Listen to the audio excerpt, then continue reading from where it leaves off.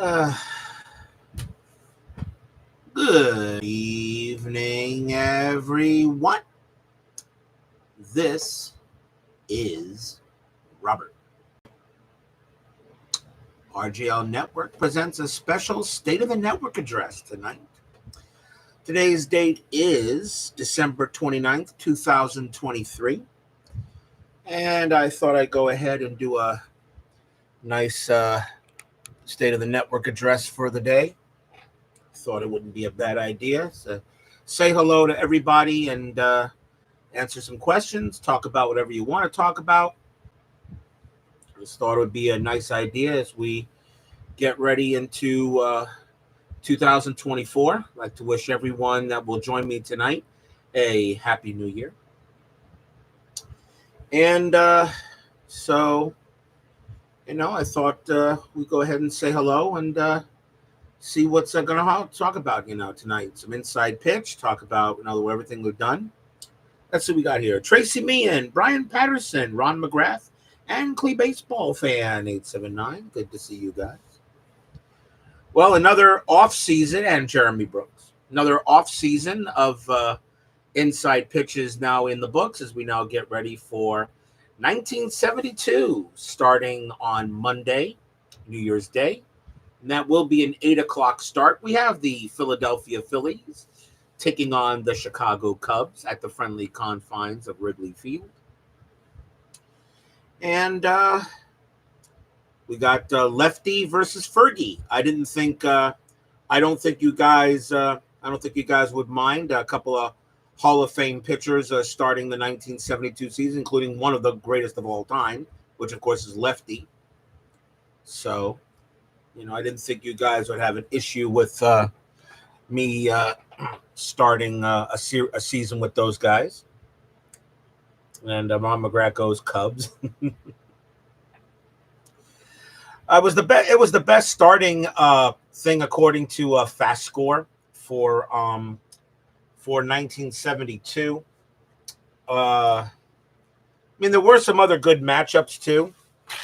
Best lefty of all time, Carlton or Johnson? Koufax. I think I could say that right there, Tracy.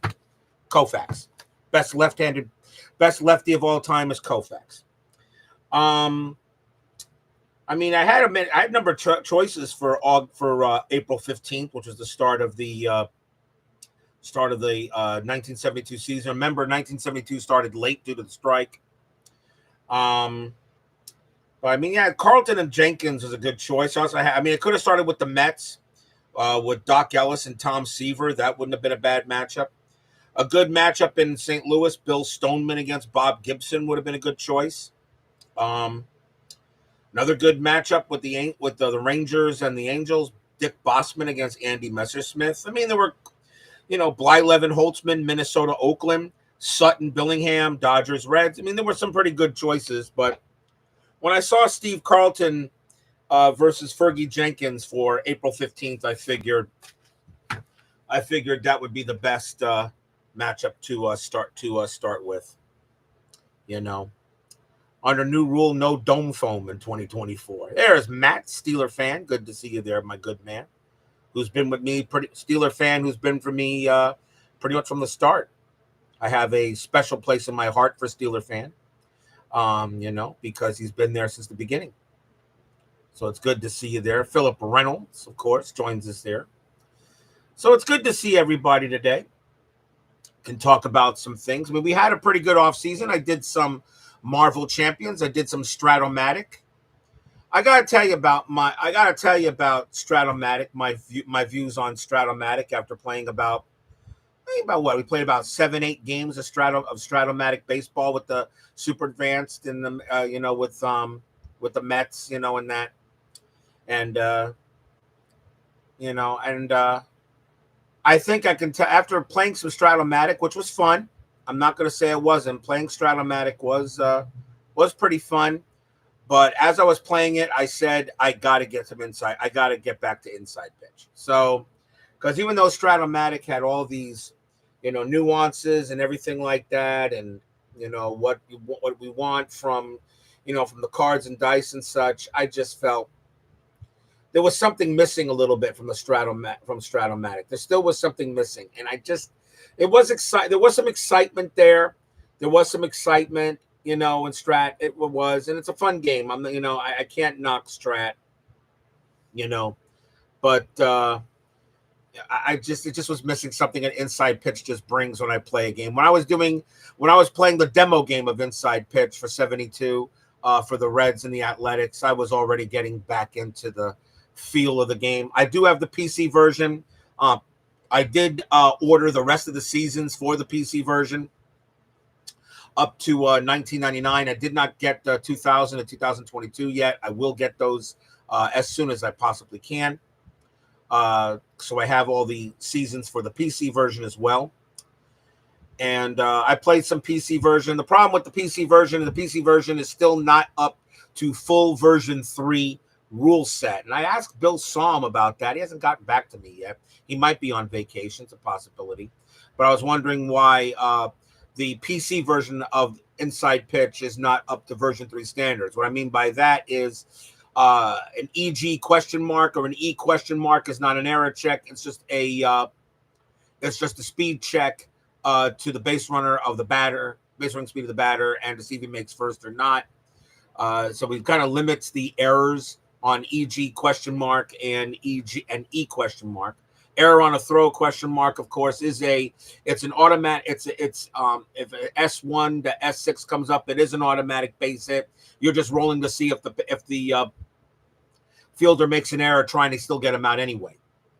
So, and Steeler fan says we played 25 over the past few weeks and we played on Tabletop and really enjoying it. As you should, Matt. I know Stratomatic is your baby, that's for sure. Big Clue, good to see you, my good man. Good to see Big Clue.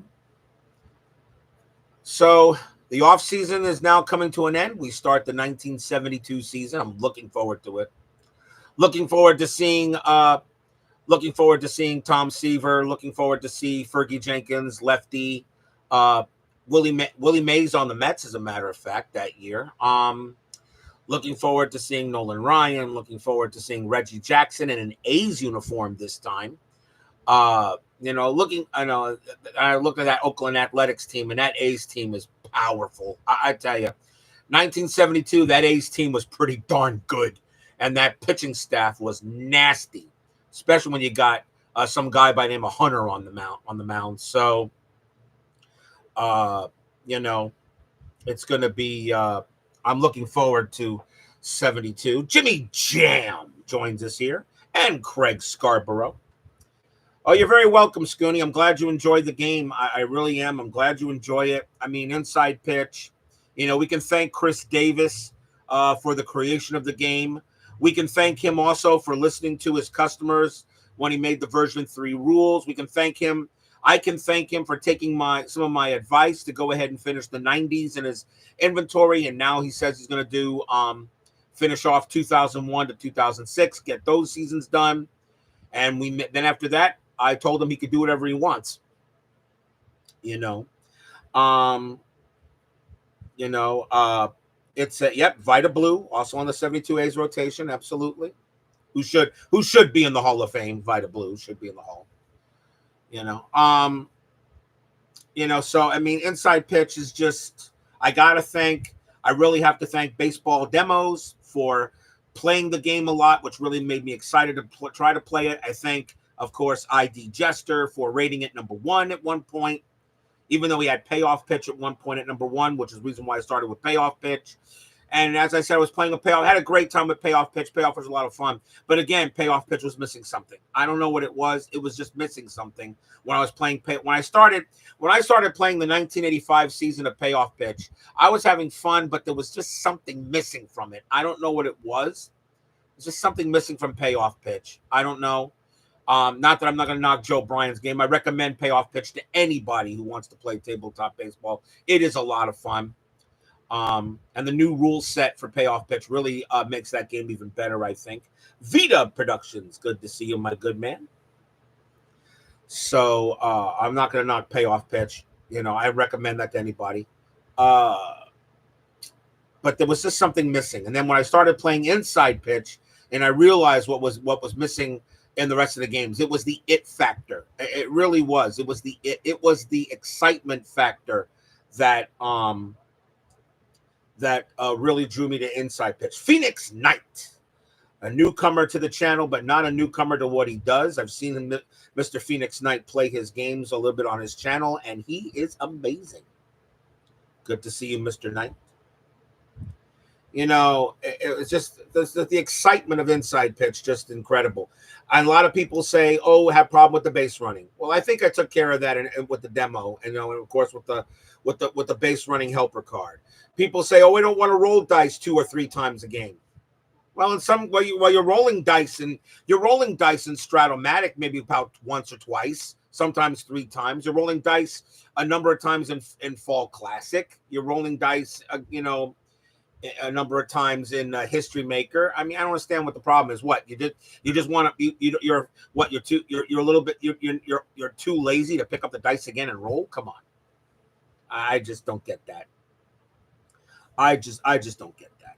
I just don't. You know, if you want to play a game, you don't care how many times you roll the dice to get an answer. You know, it just you know.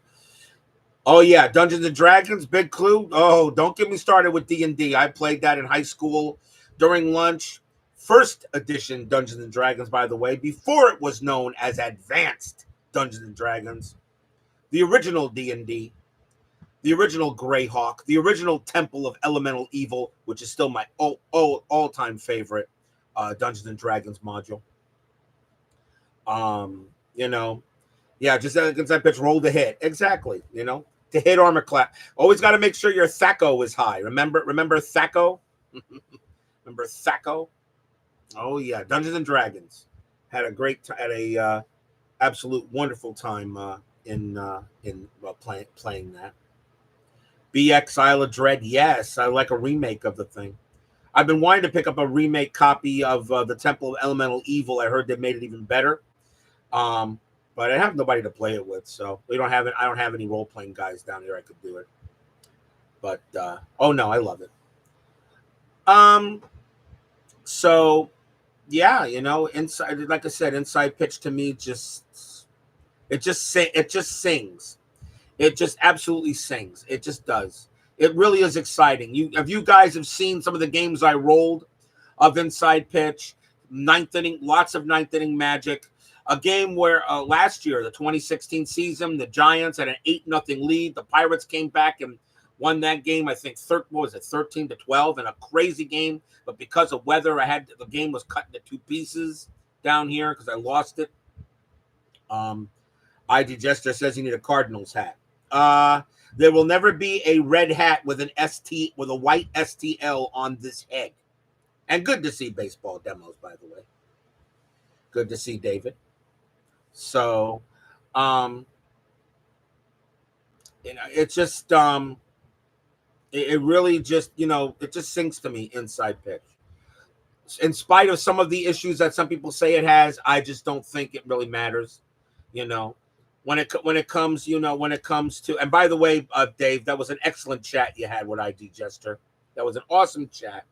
And, you know, we got to thank Kirk for the way he promotes people. He promoted me when I first started this. He promotes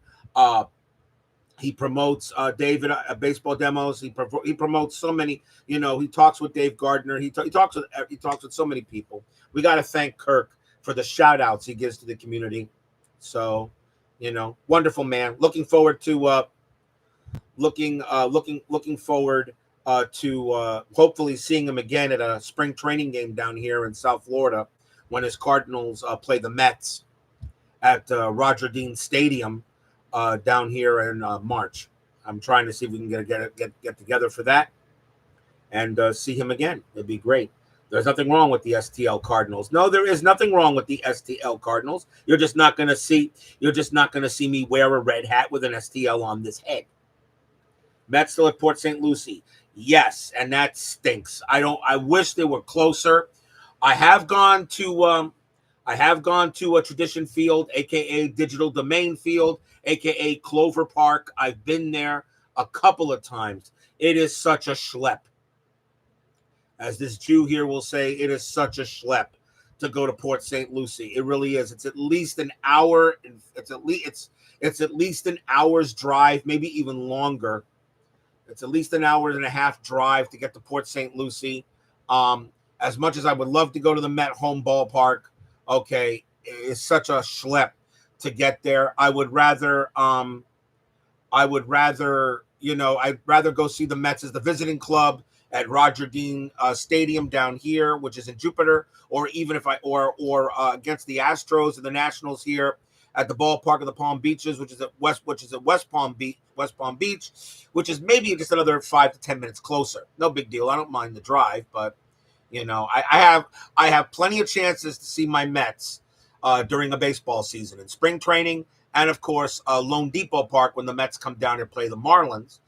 Which this year, the Mets are down here to play the Marlins on my birthday. So on May 18th this year, the Mets are in town for the weekend series, and they're playing on a Saturday.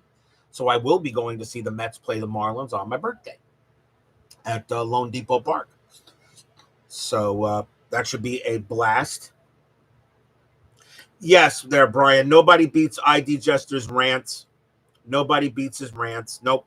When ID Jester has a rant, I checked the stock market the next day, and I find out that company's stock has dropped about 50 points. All right. So ID Jester's rants are pretty popular, I should say. Pretty popular.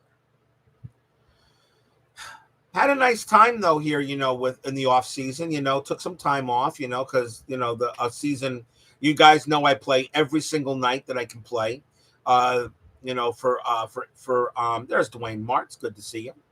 You guys know I play every single night when starting the season with FastScore as the 10-minute ticker, and it does take a little bit out of you when you're playing every night. I will take breaks, of course. I take a break in between every month of the season, and of course the All-Star break, and of course before each playoff round, so I don't completely overdo it.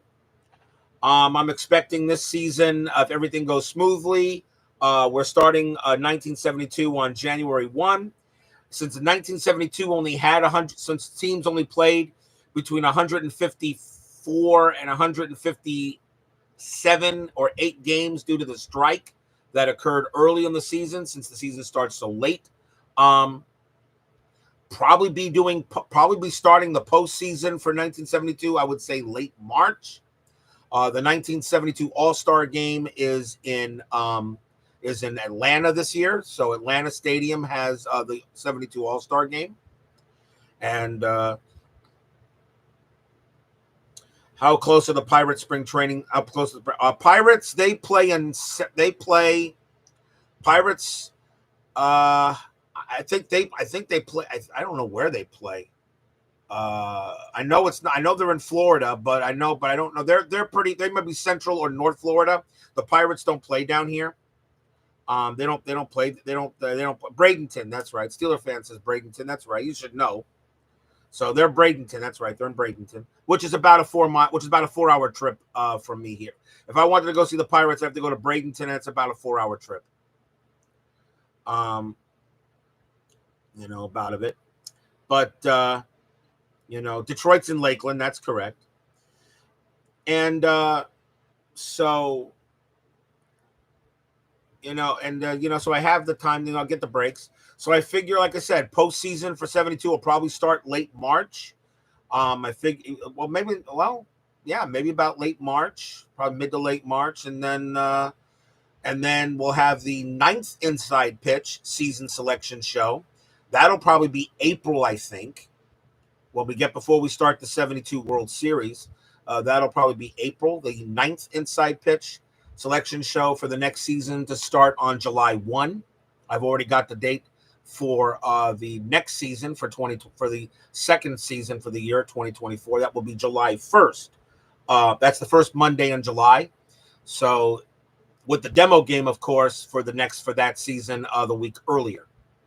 So I'm already thinking about, the funny thing about these seasons, I look forward to them, I look forward to these seasons, but you know how they say about a song, once a song comes on and you're already saying, oh yeah, that's the next song. And while you're already singing that song, you're already thinking about the next one to come up, the next song. What's the next song going to be? So that's kind of like me right now. I mean, I got 1972. We're ready to play, ready to flash it out. And I'm already thinking about what the next season's going to be. What season will that be in starting in July? Will it be another season in the 70s? Will it be in the 60s or the 50s? You know, are we going to go back to the 80s? Are we going to go back to the are we going to hit the 90s, you know? Are we going to hit the 2000s or another contemporary season in the 2010s? Or you know, who knows? I have no idea. That's the one thing I like about the way that's the one thing I like about the selection show. I have no idea what those cards are going to say. I have no idea which cards are going to get picked. I keep on shuffling. I keep on shuffling. I keep on rolling the dice. I have no idea how those cards are going to come out. And then, of course, now with the season dice rolling we do now, I have no idea. And I don't care. I don't care what season. I don't care what season is chosen. I don't care if we're playing 1956. I don't care if we play 2020. I don't care if we do 2022. I don't care if we do 1963. I don't care. It's just a lot of fun. And I learn each. And the thing about it is Simtistics. I believe that's Steve Tate. I believe you changed your name now to Steve. I believe that is you, Simtistics. Maybe. I could be wrong, but I think that's you there, Steve Tate. That's what I thought. So, I mean, I don't care which season I do. They're all fun. And every time, you know, I do a new season of Inside Pitch, I learn so much more about that season. I really do. I start watching some videos on the season on YouTube about the playoffs, the season itself, some of the players. I mean, I've learned so much about, you know, 2016. I learned a lot about 1988, 85, 81, 76, 79, 61.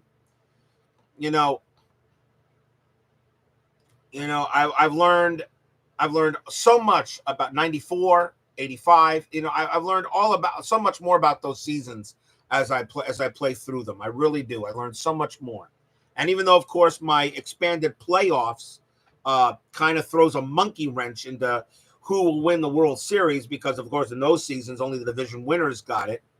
But because I had more playoff teams, I think it makes it more exciting that you have more teams that can get in there, skill scrape in and get in. I mean, like I said, you know, come on. 2016, we had the Dodgers versus the Red Sox. And that was surprising that those two teams got there. Okay. And instead of the Cleveland Indians and the Chicago Cubs. I mean, I can't believe it. The Dodgers won because they had serious ninth inning magic in the first two games of that 2016 World Series. That 2016 postseason was fun. You know, that 2016 season was a lot of fun to play. And, you know, it's Robert Simmons are shady with exception from 1985. Oh, I went ahead. I went through the 1985 season. I found that there was a lot of rigging in that season there, Steeler fan. I may have to delete that season and redo 1985 because 1985, and then just seal the statistics and just have to state that 1985 just does not count. I may have to redo that season. There was too much rigging during the season, I'm afraid. But there was no rigging though in that game, game between the Giants and the Expos in the 1994 payoff pitch National League wildcard playoff. There was no rigging in that though when Bill Swift threw his no-hitter. You know, your favorite player of all time, Bill Swift. You know, that was he's your favorite player of all time. You know, so I know you. I'm pretty sure you watched that game over and over and over again, don't you? Right? I'm pretty sure you know, you would watch that game, that wonderful game. I mean, Bill Swift. I mean, Bill no-hitter Swift. So up a random generator, put in the range of years, and have it throughout 3 seasons, and those are broadcast for. I kind of like the way I do it, Steve, because the reason why, as you know, there is not a single electronic device played throughout the whole year. I don't use any electronic devices. The entire season is run by cards and dice. That's the only thing. I will not use no random number generator. It's going to be, everything is completely mechanical, to the scoreboard, to the dice rolls of FastScore, and to using the dices, for the insight for the season selection cards. I just think everything needs to be run. Everything is, and of course, 1972 starting there. Everything is run completely and totally by the dice. The dice run everything. The only electronic stuff I use is when I go ahead and post the standings at the end of every month on the Universal Baseball Lounge, and of course the streaming. But that's it. Everything is run totally by, and an abacus as well. And an abacus. Yes, I do have an abacus. So,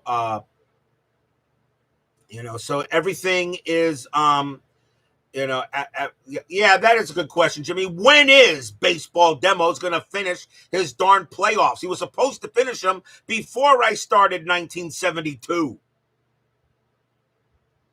Lazy. Jeez.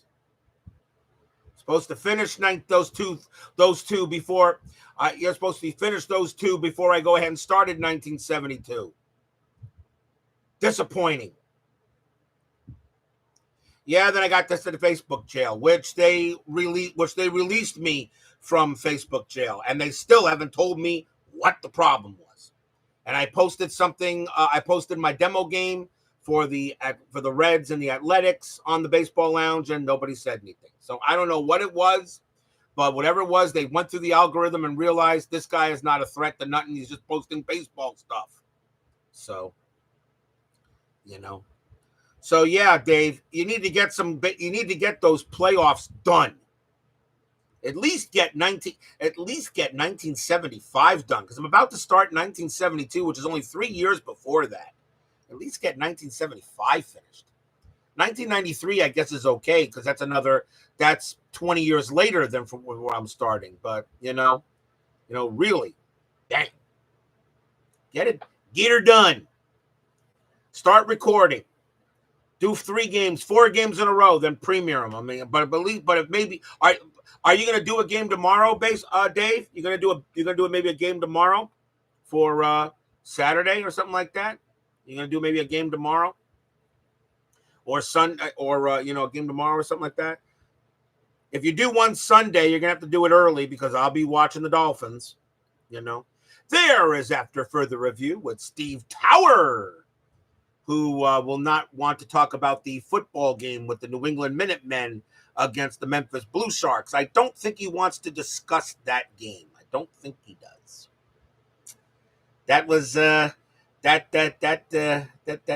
game there, Steve. That game was pretty bad. That was pretty bad. It's good to see Steve Tower. Hope I get a chance to see you in Boston. That's still the plan. I'm looking at a June trip next year. Yeah, no, that was pretty good. No, you do not cheat. You do not rig.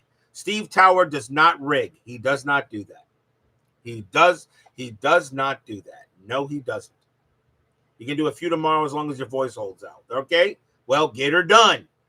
You got to get those playoffs finished, because you only got a few months left before you start another game of the week. And I think maybe you should just do like one season at a time. Maybe the two, you need Inside Pitch Express to finish your playoffs. Who knows? Maybe Inside Pitch Express. Maybe, who knows? Steve Riggs for the opposing team. Boston in June, when I still need your winter coat. I don't think so. It won't be. I don't think it'll be that bad. I don't think it'll be that bad. I don't think so. It should. But yeah, Dave, try to see if we can get those finished. I would like to, and then of course I'm looking forward to your selection show for the next game of the week. I'm looking forward to that.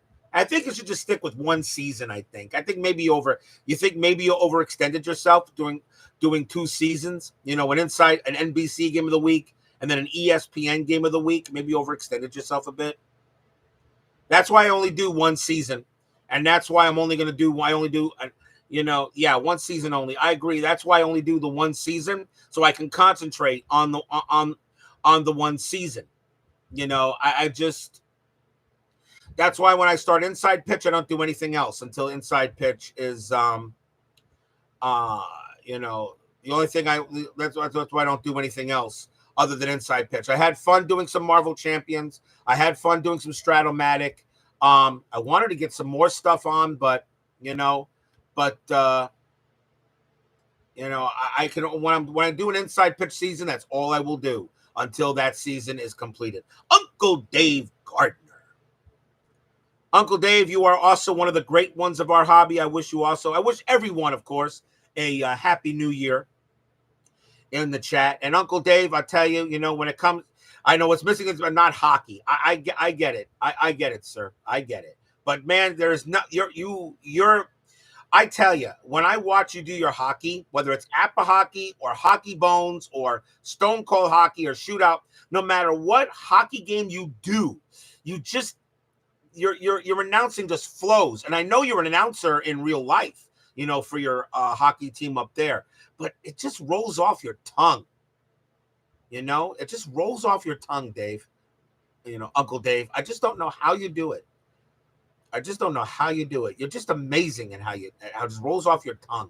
You just see, it's like you see the play in your mind. I mean, I could do the same for baseball, but for hockey, I just can't do it for hockey. That's why I'm going to stick to baseball. SGJ Jamie joins us here. And, here, what else we got? Dave, yeah, he does make hockey fun. And, let's see here. What we got? Did I miss something here? Inside pitch and hockey formats inside the crease. Yeah, he likes it. I know Uncle Dave likes inside the crease. I know he does. Not a big fan of strat hockey right now. I heard. I think you said something about that. I think you said about that. No, that's not true. I can do the Russian names there, Tracy. Me and you forget. Oh, well, you don't know, but my mother's side is Polish. My father's side is Russian. Don't worry about me. I am very capable of pronouncing the Russian names. Very good at pronouncing the Russians. Very good. That was good. Take you there, Steve Tower. Thank you for joining me, my good man. Hope to see you soon. Do I know when Chris released 2023?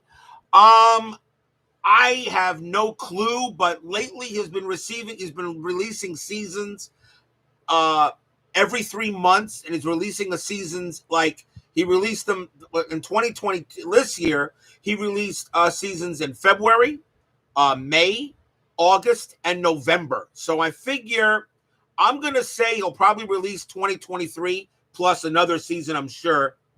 Okay, with that. And I'm going to say February. I don't know. I don't ask him. I know obviously I know he'll do 2023, but I figure that I'm going to say February is when he'll do it. And I do know, and remember, he did tell us that 2001 and 2006 are next between those seasons. He did say so because he said, I have a lot of pull. So we can get those seasons, finish off the chronology in his inventory. And then if he wants to, we can go ahead and, start that. Let me get a quick drink here real quick.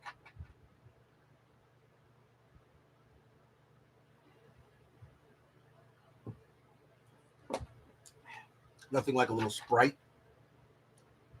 I forgot how much I like Sprite.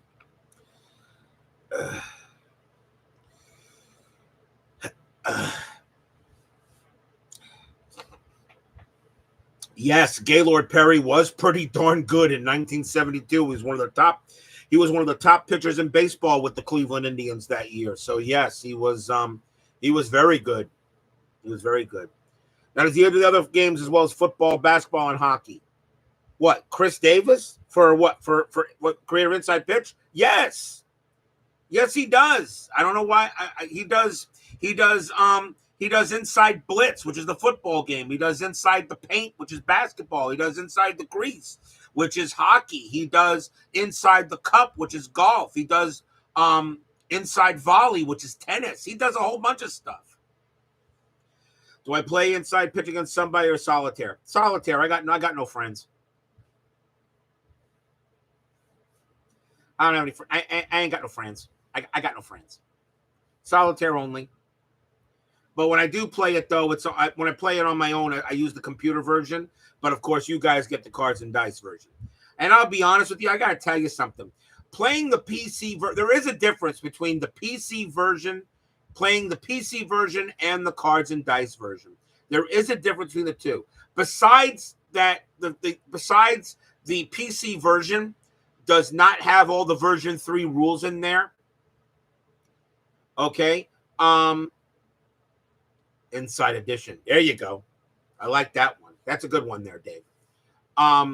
Besides the difference between the PC version and and cards and dice, for some reason when I play the PC version, it's fun, but I don't feel I'm involved in the game that much. But when you go ahead and you play the cards and dice version, you actually feel like you are involved. Now, what I mean by involved is when you play the PC version, you're just point, click, point, click, point, click, point, click, and that's it. Okay. Cards and dice, you got to roll the dice. You got to move the cards. You got to write the information down. Okay. That's why I prefer I will always rather play the cards and dice than the PC version. The PC version I use to refresh my rules and all that. Plus if I want to play a quick game without bringing out the cards.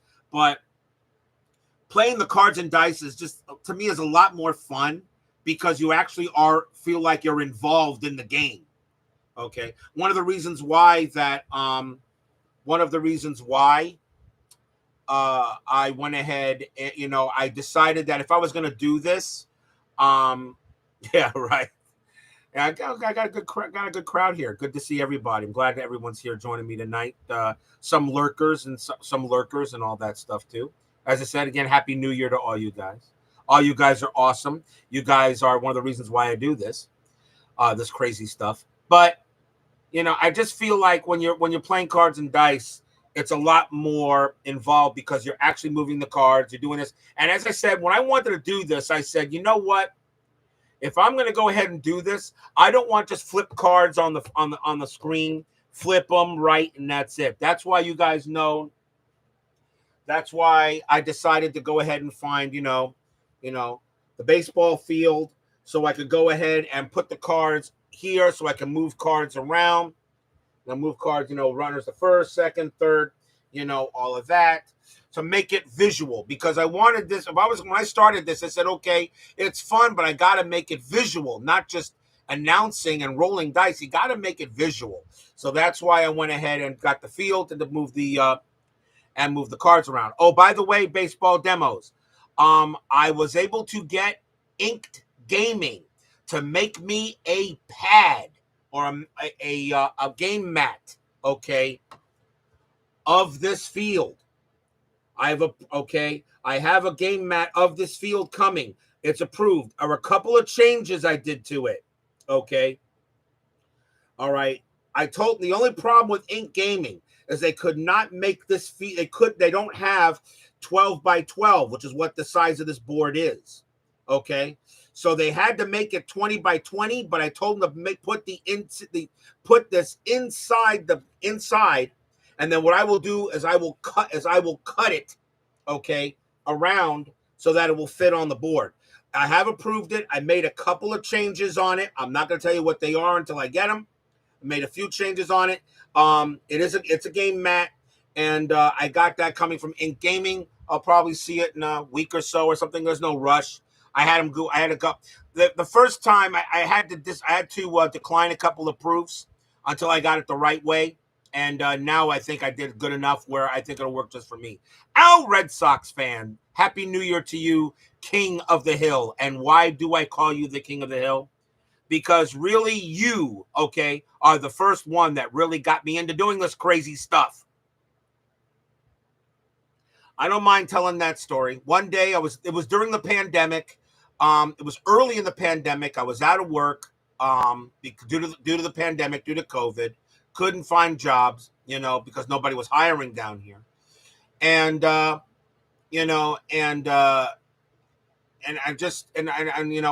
luckily unemployment was keeping me afloat and everything. So I was never in danger of anything. And then one day I go ahead And even though I had already done some PC stuff, with Action PC Baseball and Stratomatic, I did some PC stuff earlier, football and all that stuff. And then one time I went ahead and I switched on, and there is Al doing cards and dice with Stratomatic. It was a Stratomatic game. I don't remember which one it was. I think it was a 1960s game. I think it had Sandy Koufax for the Dodgers. I don't remember which one it was. All right. If I probably find it, I probably could locate it. But I saw him doing this. I said, okay. And then I see his chat. It was a stream. And I see his chat. And his chat is lighting up. He's got so many people watching him do this. And I'm saying, and I'm saying to myself, this guy, whoever he is rolling dice on his desk with Stratomatic cards. He's announcing the game pretty dang good, of course, as he always does. And there's people and other people are watching him do this. Doesn't anybody have a life? That's the first thing I said. I said people are watching this guy just roll dice on his desk, go the cards and announce it, and people are watching this. Said nobody has a life. I said, okay. So I made it my mission to go ahead and get to know a little bit more about Al Red Sox fan and to see if anybody else was doing this stuff. Well, found a few others. ID Jester, of course, was doing it. He was doing some hockey. I think he was doing some what was it? I think it was another hockey game. I forget the one it was. Some hockey. I saw baseball demos do I think what I saw baseball demos did, I think, was History Maker Baseball. I saw him do it. And then, of course, I saw Dave Gardner when his channel, he was doing some hockey. I'm saying, okay, so this guy here, this Al Red Sox fan, whoever this guy is not the only kook doing this. I said, okay.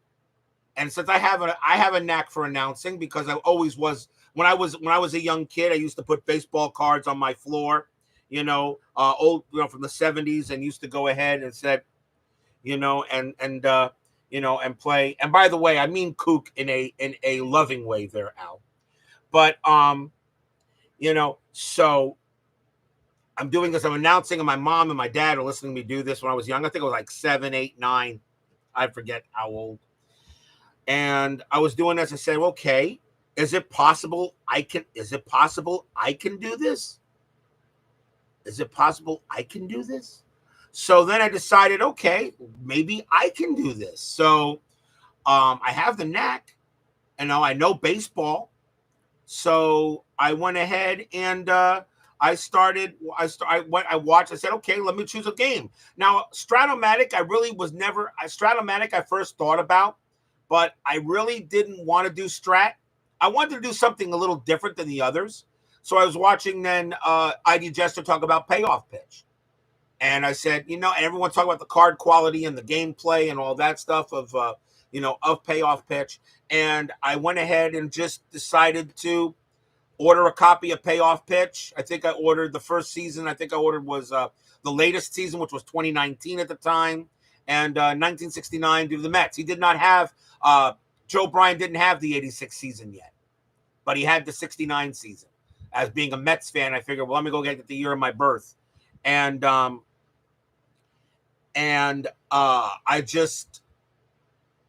did an unboxing of Payoff Pitch, and the rest is history.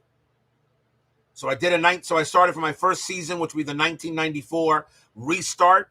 It was not an as played. It was not an as played season, of course, but it started August 12th. I did a game per day and utilized lineups from previous games from that season. And I thought it would be, it'd be a good idea. And then I started watching how Al Red Sox fan does his computer stuff when he does Pro Strategy Football, or action PC baseball. I said, God dang, he just does everything. This guy does. He does. I mean, the guy does baseball. He does football. He does basketball. He does hockey. He does wrestling. He's a master of the ring when it comes to boxing. I'll tell you right now. You know, Al, you do everything so damn well, but your number one thing that you announce is boxing. That is your forte. I'm not saying you don't do bad everything else, but boxing is your number one. If you're Glory Days boxing, title bout, Legends of Boxing, it don't matter. There's boxing is where baseball is my number one. Boxing definitely is yours, Al. And of course I know that you have been, as I know you're a huge boxing fan. Back in the day, I know you're a huge boxing fan. I know you love boxing. You really, I see. Now you love boxing. I mean, you seem to know all about that. I mean, the only thing I know some boxing, but I don't get into the sport. But I'll tell you, watching you do cards and dice boxing, whether it's Glory Days, from Bleacher Bums Gaming, or or title bout. I mean, it just makes me want to watch a boxing match sometimes. Now, boxing is your best. Nobody beats you in the ring. Sorry. That's why you are the Lord of the Ring. Anthony at Bleacher Bums Gaming may have created the game, may have created Glory Days boxing, but you own it. And that's how I'm going to say it. So after watching our Red Sox fan, after watching baseball demos play inside pitch, and a payoff pitch was just getting a little bit for me. There was something I was missing. And then, of course, watching Dave at baseball demos, and how he was doing inside pitch, I said, this game actually may just be more fun to play. And it is. And that's why I just love it right now. And because of that, I've now gotten to know the owner, Chris Davis, and of course, FastScore, Brian Davis, who creates the FastScore system, which I'm pretty sure his 2023 season will be out shortly, around next year, I'm sure. Had both guys in the chat, Brian Davis and Chris Davis, which was a great honor. I mean, really. It's here I am now. I'm now going into I'm going into 2024. This is what now? Going into my fourth. I'm halfway through my fourth year of doing this crazy stuff, and I'm about to start my ninth season replay. Although like I said, it's not a full 162. Okay, it's a 60. It's for those of you who don't know, my inside pitch seasons are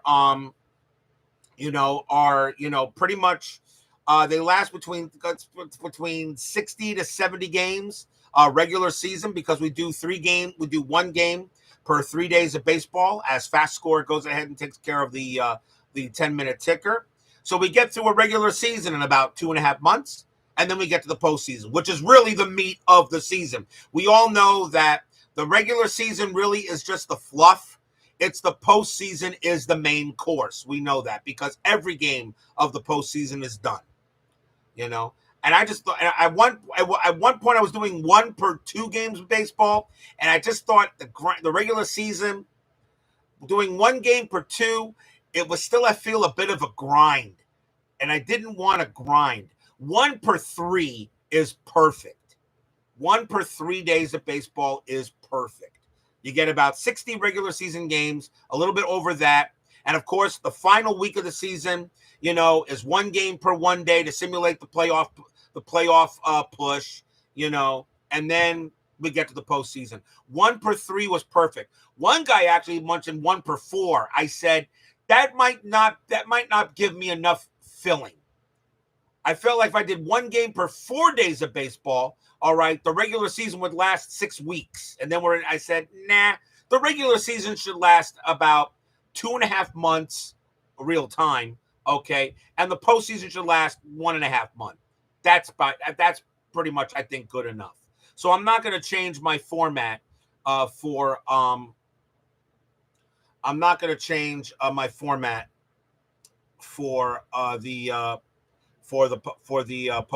postseason and such.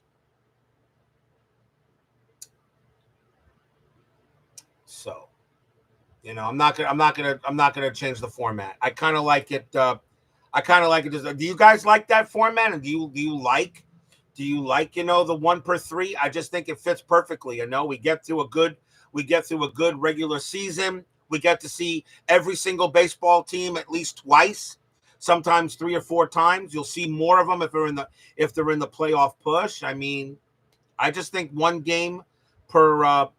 I just think per one game per 3 or 4 days of baseball just seems to work. I think 3. Thank you there, Steve. I think 3 is just a good number. I just think it works. And yeah, like I said, I do everything in schedule blocks. So the first 2 schedule blocks, every team will get seen. All right, every team will get seen, and then starting after the All-Star break is when I cut off the teams that are no longer in playoff contention, and we just stick with the teams that are in it to watch the best. To watch the best games that we could choose. And these games are not random. These are not random selections. I literally go through when I create a schedule block. Okay, I go through the FastScore pitching sections and everything, the pitchers, but I make sure I get every team in there per schedule block. But these games are not random. I don't roll a die and decide which is what's going to be. I want to get certain, like in a certain season, I want to get certain pitchers on the board, like Seaver, Carlton, Ryan, Catfish, Hunter. I want to get certain pitchers on the board because the pitching matchups is really what makes the season the game the best. No Miami Marlins in 1972. No Seattle Mariners or Toronto Blue Jays either. And no designated hitter this year. But it's I just want to make sure for yes, 72 is a good year for Miami in another sport. Yes, hence the logo on the desk. And yes, my Dolphins have a huge game on Sunday against Baltimore. But I just thought 3 would be a good number. So we get about 60 to 65 regular season games, and then we go right into the playoffs. I do the All-Star game, of course. The All-Star game is great. I love doing the All-Star game. And as exhibition, it's an exhibition game, so I kind of relax some of the baseball rules for it, So I do use the 3 batter rule. So some people, I do use hold on here.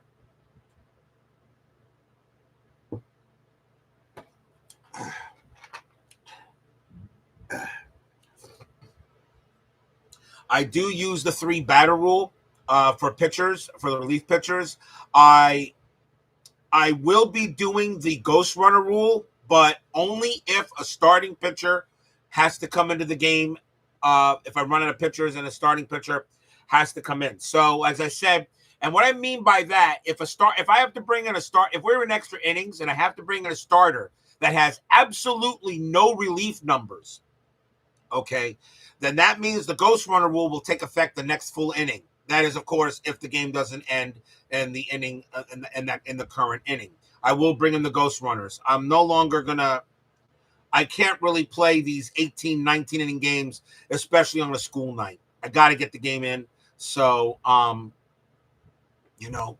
so the ghost runner does come into effect, but not until a starter has to come in. So I will not use the ghost runner automatically in the 10th inning if there's still relief pitchers available that I can bring in. And of course, in 1972, which is much different than 2016, relief pitchers usually stayed in the game for a while. Okay. So, he actually had a starting pitcher that I think he had someone had like 100 at bats as a starting pitcher, had 100 at bats. So most starting pitchers usually stay in the game as long as they can. Same thing with relief pitchers. So, I just felt that the ghost runner rule was just, I understand why they put it in, and I hate it. I do. I hate the ghost runner rule, and I still think it's an abomination of a rule. But now it's an official rule. I will now use it in games even before the rule was even used. I just do, and it'll end a game a little quicker. I agree with you, Al, 100%. I hate that rule. I do. I hate it like poison. I totally 110% agree with you. But I use it now in my replays, but not automatically in the 10th inning.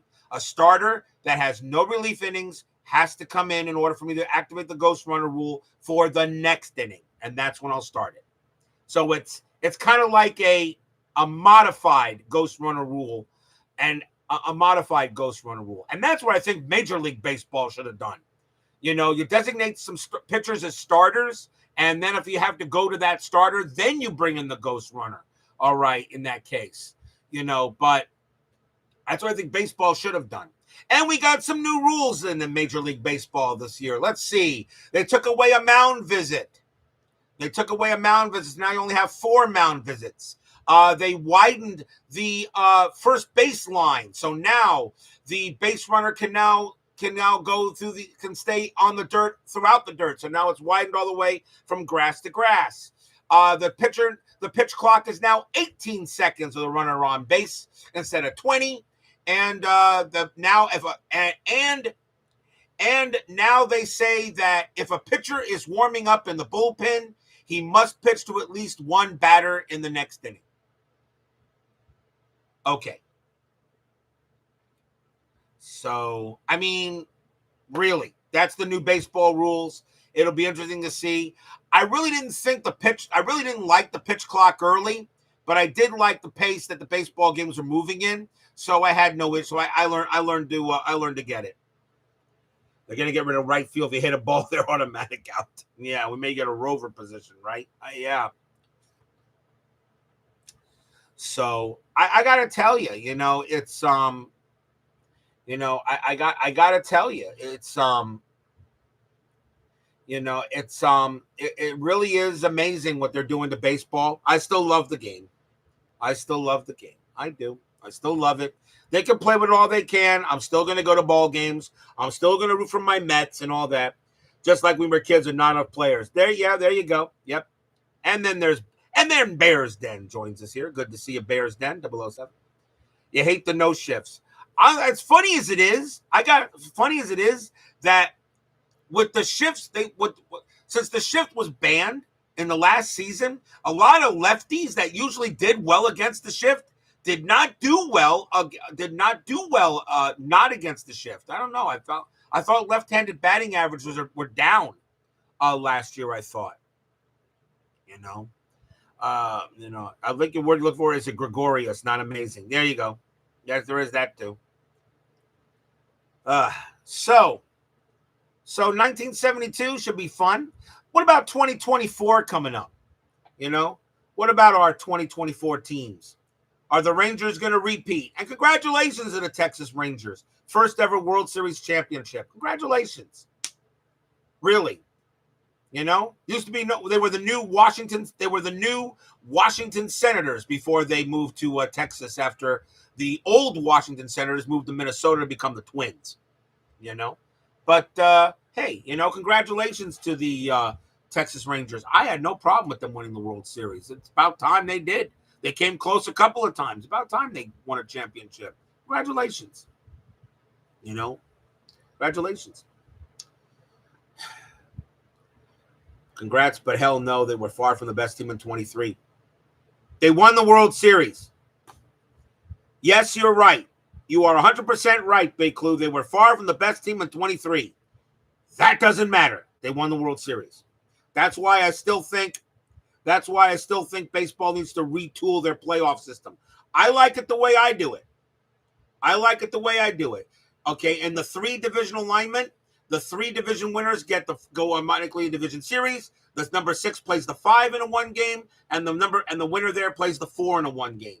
Okay, so if you have the best second place record, you only have to win 1 game to get to the division series. If you're the 5 or 6, you got to win 2. I kind of like the way that is. See you later there, Al Red Sox fan. Thank you very much for joining me, my friend. It's always an honor when you're here. And Happy New Year to you as well. And I look forward to watching your streams. You are, as I said, you are, okay, the GOAT. You are the GOAT. That's how I say it. You're king. You're not king of the hill for a reason. You are the GOAT. So, it's just that, I kind of like the way I do it. Now, in the 2 divisional alignment, some people say, why don't I just give the division winners the bye and do a 3, 6, or 4, 5? I could do that. I was thinking of doing that as well. Somebody mentioned that. I think it was Justin Ludwig. I think he mentioned it to me, which is a good idea. But I kind of like my ladder format. The reason why the ladder format, it means that you really want to get the best records. Okay? Because, if you have the best second place record, you're guaranteed the division series. But if you're the 4, 5, or 6, you got to win at least 1 extra game or 2. I kind of like the way I do it. Plus, it doesn't make the wild card series that long either. The wild card series should last no more than 4 days. So, because we really want to get into the division series, and the wild card series is just a quick elimination tournament, just to go ahead and get our wild card champion and then move on. That's how I kind of like it. So, who's here picking the Los Angeles Dodgers to win the whole thing next year, due to Shohei Ohtani and Yamamoto? Is it just me, or does anybody else here have a problem with giving a pitcher 12 years, $325 million, and he hasn't thrown a single major league pitch? Does anybody have a problem? Does anybody see anything wrong with that picture? Braves in 7 the NLCS. Does anybody have an issue with that picture? Yamamoto, 12 years, $325 million, and he hasn't even thrown a pitch in Major League Baseball. He hasn't even thrown a pitch in spring training yet. Okay. Does anybody here have an issue with that? I'm just wondering. Is it just me? Or is it just me?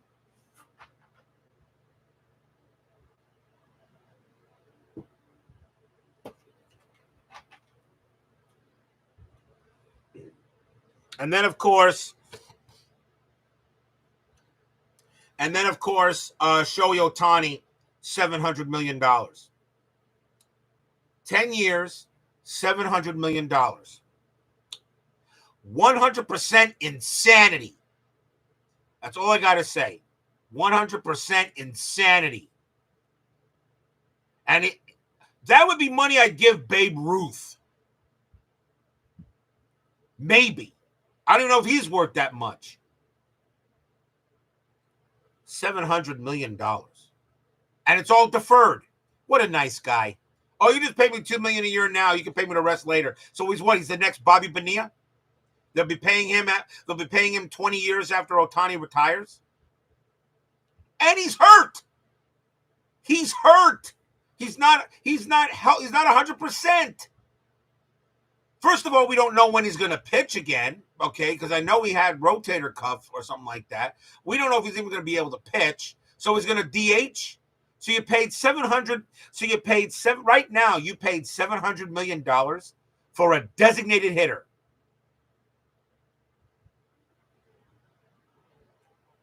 $700 million for a designated hitter. Let that sink in for a minute.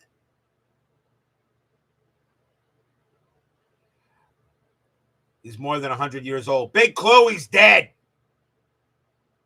2025 is the earliest he will pitch. So you're paying a guy $700 million to be a DH. Wow. Okay. Poof. Yeah. Dang. Some of the great designated hitters in history, like what? Don Baylor or Paul Molitor or Edgar Martinez are probably wondering, how come I didn't get this kind of cash when I was playing? $700 million for a DH. And you say he's not going to be able to pitch until 2025. My question is this: if he's going to DH in 2024 and he runs the bases and he aggravates that pitching injury, is he ever going to pitch again? What would Frank Thomas make nowadays? Frank Thomas would probably make around 500, 600 million easily.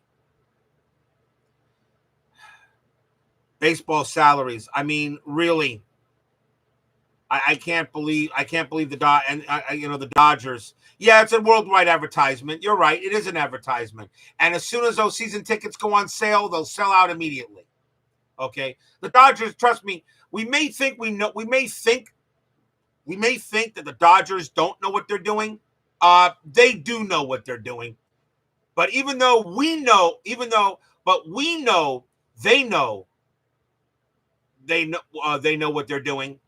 But it still doesn't mean we can't go boom. More fake testosterone than Ohtani. I mean, even Harold Baines never made that. No, Harold Baines shouldn't even be in the Hall. Yeah, $1 billion, just 2 players. But it's deferred. So that's why they were able to get Yamamoto over there as well. And the Dodgers, remember, they also got Gonsolin coming over from the Rays. And yet Clayton Kershaw hasn't signed with them yet. Kershaw's still out there. He hasn't inked a contract yet with the Dodgers for the year. I don't know what Kershaw's waiting for. Sign 1 more year contract. Make this your final season.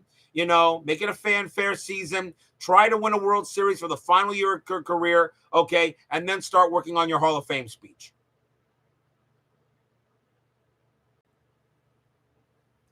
But the Dodgers, if you don't take the Dodgers to go to the World Series, at least on paper, maybe you don't know, but we do know already that in a short season, in a short series, okay, anything's possible.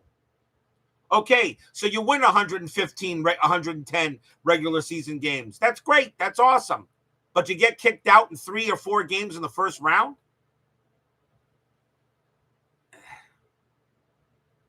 The one thing I liked about when they just had 2 divisions, the 2 best teams usually went to the playoffs. And when they just had the East and the West, the 2 best teams got in there. And they played. But remember, more playoff teams means more playoff revenue, more money, more advertising.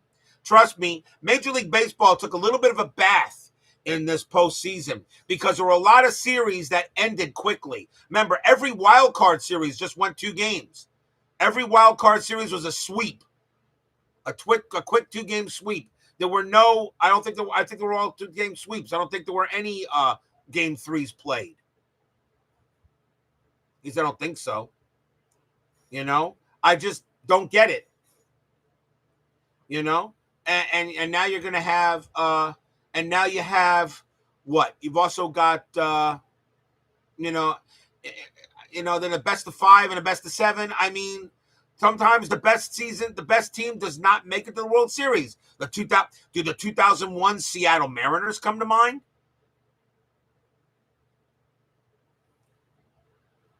Like you said, they broke the playoff format in 2012. Wanted to go back to that.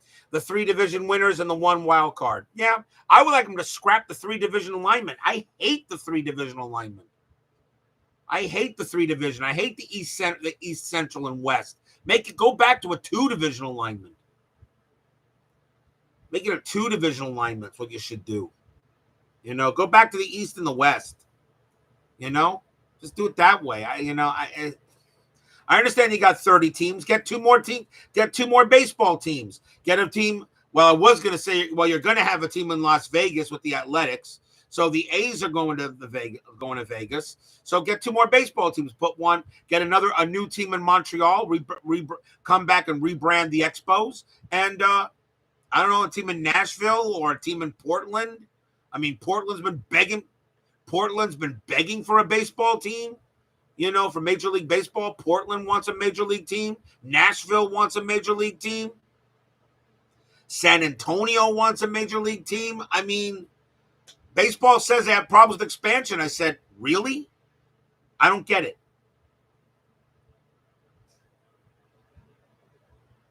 You just threw up in my mouth. You said that about my A's. Sorry there, Tracy. I'm really sorry. And Salt Lake City. Yeah, I'm sorry, Tracy. But your A's, Nope. Sorry. And I can't. I don't know if I can't blame the team. The team has been dying to get a new ballpark, and they need it. Ring Central Coliseum is a dump. It's a trash heap. I've been there. I was there 20 years. I was there like about 15, 16, 17 years ago. And looking from what I see on TV now, it hasn't changed. It got worse. That's an awful ballpark. Before they invented, if they had just left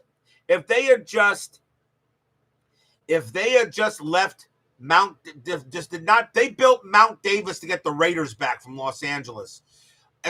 I would have gotten rid. As soon as the Raiders left, I would have knocked down Mount Davis, knocked it down, because at least with Mount Davis out, okay, the ballpark does have a better look, because when you sit in the old days, when it was Oakland Coliseum, okay, before they built Mount Davis, all right, you could see the California foothills in the background, the mountains, and that was a nice view.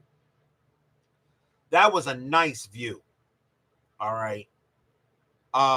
They should have just left that alone. There was really nothing wrong with that ballpark until after they built Mount Davis, and they haven't renovated it. That ballpark needs serious renovation. But at 60 years old right now, they said, nope, we need a new one. Oakland didn't want to build it, so Oakland is saying goodbye. Yeah, that right now you can knock, and you still have the possum and the sewage issues. I know that now, yes, but but maybe I don't know if they could fix that now or not. I think the ballpark is beyond repair. I think it's FUBAR. I think Ring Central is FUBAR. So I don't think it can fix that. And when they go to Vegas, they're going to be playing in a gorgeous baseball stadium. And people are saying, the Athletics aren't going to get players when they move to Vegas. Are you kidding me right now? Are you serious right now? When they move to Vegas, what baseball player is not going to want to play in Vegas? Are you kidding? They'll be lining up to get free agency right now. The reason why Oakland isn't getting any free agents this year is because they still have to play in that dump for one more season. Next year, Oakland will probably play at the home of the Las Vegas Aviators for a while the new stadium is being built. And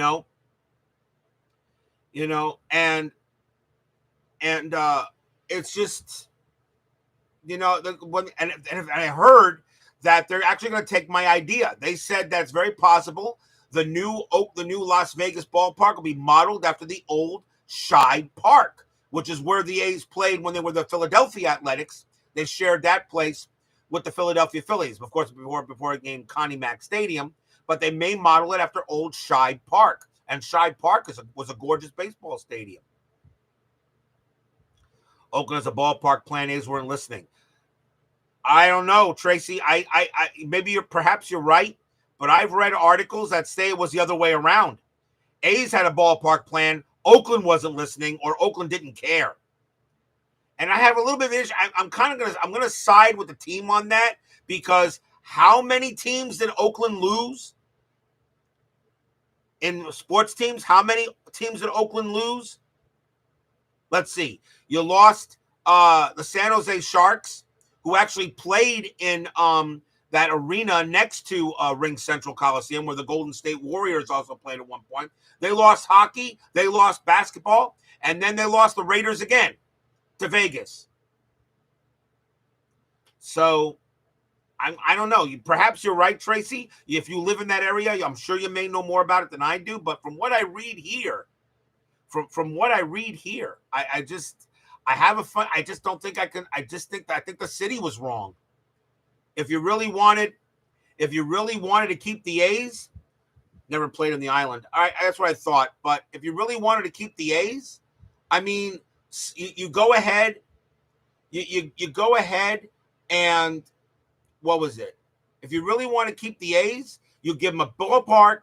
You let Oakland make a deal with the San Francisco Giants and play at AT&T Park for a couple of years, kind of like what the Yankees did when they played at Shea Stadium in 74 and 75 for 2 years while Yankee Stadium was being renovated.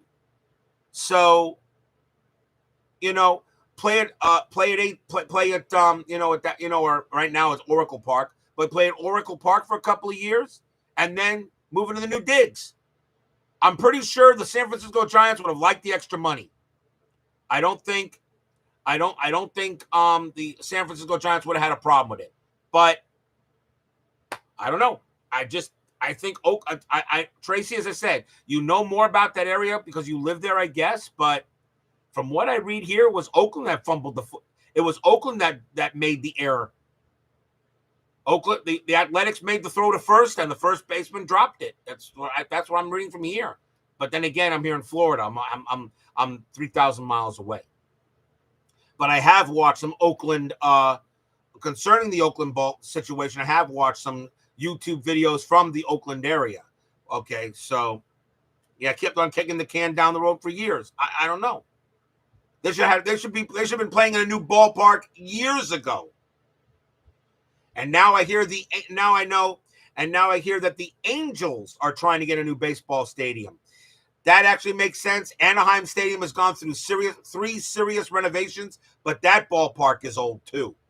So now I know that the Angels want to get a new stadium now, a brand new stadium. Although Angel Stadium of Anaheim, they've done a great job with the renovations. That stadium is beautiful. Still, it's old, but it's beautiful. The Royals are going to get a new stadium now. The Kansas City Royals are going to get one.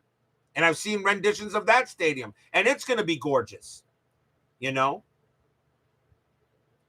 what I thought, Tracy. I kind of thought you lived in the Bay Area.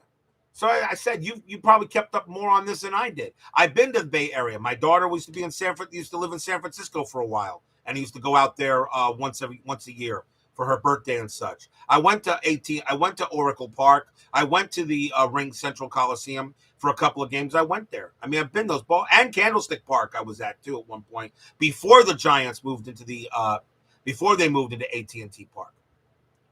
Yeah, Angels Stadium was opened in 1966, exactly. And before that, the Angels played at LA Wrigley Field, and they played at Chavez Ravine, hence AKA Dodger Stadium at the time. But the Royals are going to get a new stadium. I mean, really.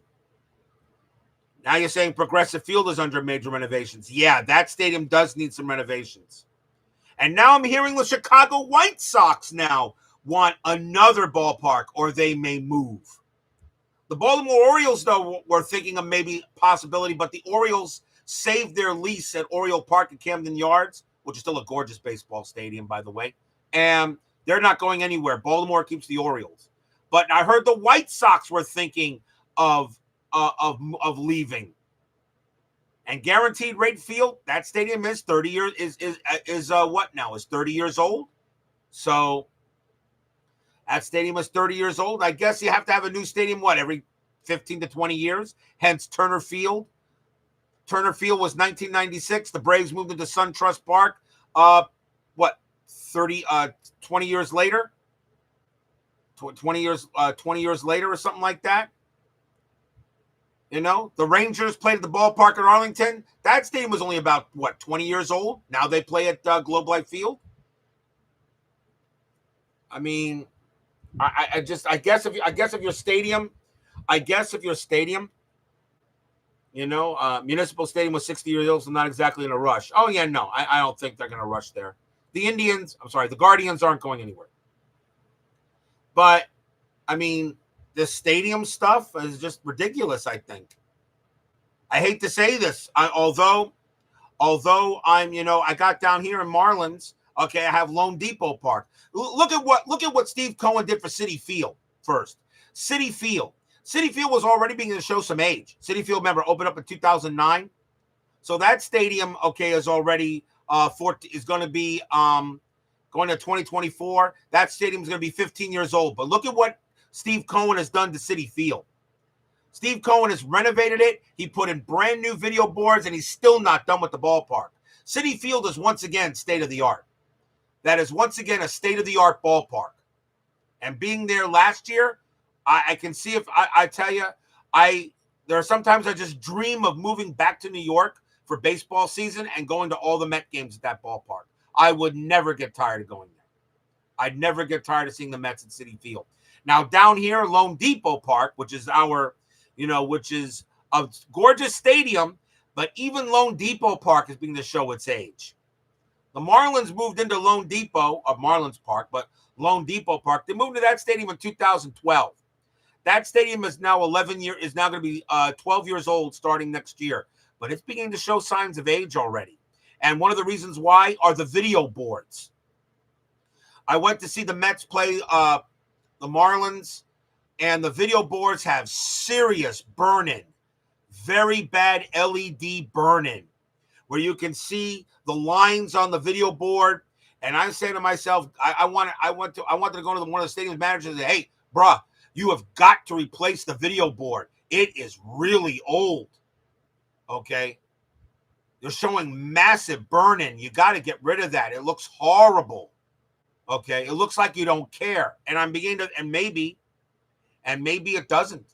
I know Lone Depot Park, the Marlins can't draw anything. The Marlins were a playoff team last year, and they still couldn't draw fans. In 2038, when the Marlins lease ends in Lone Depot Park, they are leaving. They are going away.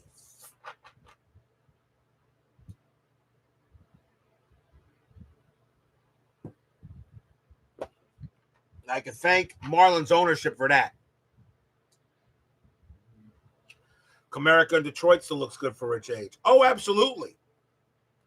Absolutely. My problem with Comerica Park, it just doesn't seem to have any personality. I don't know what it is about Comerica Park. I look at that stadium. It's beautiful. Don't get me wrong. Comerica Park is gorgeous. It just doesn't have any personality for some reason. Chuck Rawlings is not in the chat. Chuck Rawlings isn't in the chat, which I've noticed, and I'm pretty sure he's getting ready to watch his Lions tomorrow and his Wolverines very soon. But Comerica Park just doesn't have any personality. I don't know what it is. It's just bland. I don't know what it is about it. Beautiful. Is the location of the park part of the Marlins attendance issues? Oh yeah, absolutely. The problem with Lone Depot Park is that it's put in a place where the old Orange Bowl used to be. There are not many ways to get there. There's only a few separate ways to get there, and traffic getting in is always a problem, and getting out is always a problem. But now I found out that, I found out that now I've got mass transit that can take me to Lone Depot Park. I got a train up here in Boca, which is about a few miles away from me. I can hop on. It'll take me to a shuttle, down south, and it will take me to Lone Depot Park. I no longer have to drive there. I can just drive to Boca and get on a train and go there. I don't care if I have to pay the money. I think a train trip is $30. Well, it cost me $30 to park there anyway, so I'll pay the $30 and I'll let someone else worry about the driving. How can Florida want to build a new park for Tampa when 25,000 show up for a playoff game? Bears Den? The Tampa Bay Rays, I get so many people arguing with me. Well, the reason why they didn't draw the park for a playoff game was because, well, first of all, I understand what people say that, it's a playoff game, and they should fill the stadium, but you started the games at 3:00. People are still working. Some people just can't leave their job to go watch a baseball game. They sometimes just can't do it. That's what I don't understand. They go ahead and say, oh, well, they should have filled the park, but you started the games at 3:00. People are still working. They're still at their job. They can't just drop their job and go to a ball game. I get that. I couldn't do that. I couldn't do that. I might watch the game on my phone a little bit.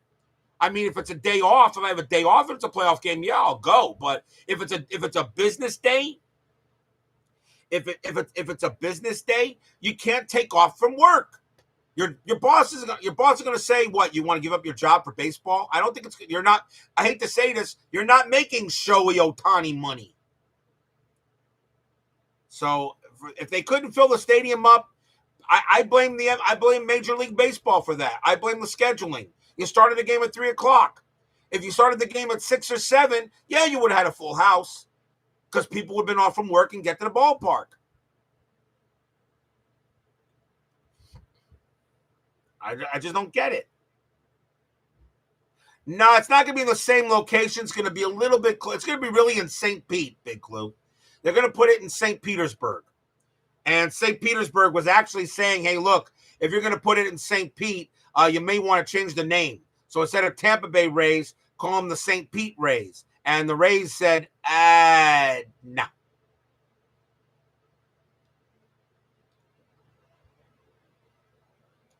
There are only two baseball stadiums in the majors that have not gotten the All-Star game. Although I don't think Globe Life Field's got it yet either, but Globe Life Field hasn't gotten the All-Star game yet either. But the Rays have been around since 1998, and Tropicana Field never got the All-Star game. Truist Park was going to get the All-Star game for Atlanta in 2021, but then Major League Baseball decided to be jackasses about it. But now they're going to get it. I think I think Truist Park is now going to get it in 2025 or something like that, and they deserve it. But Globe Life will get the All-Star game soon. But Tropicana Field has been around for all this time, and Tampa Bay has never hosted the All-Star game. They never hosted the All-Star game. So if you go ahead and build a brand new baseball stadium in St. Pete, yeah, you'll get the All-Star game soon. I kind of think the All-Star game should always be on a rotation, but it's usually chosen. Of course, they always go to the new stadiums first and then, later. I mean, this year, I think this year is what? Citizens Bank Park has it? I think Citizens Bank Park has the All-Star game this year, I think. I think Philadelphia has it this year. Maybe. I don't remember. I don't remember who has the All-Star game this year.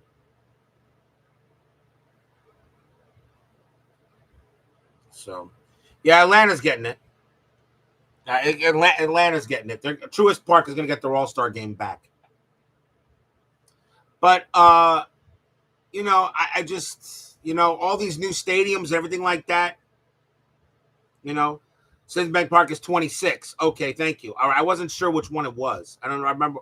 I wasn't certain which the All-Star games were there. Thank you, Jeremy Marshall. Oh, by the way, good to see you. I didn't say hello to you, sir. My bad. I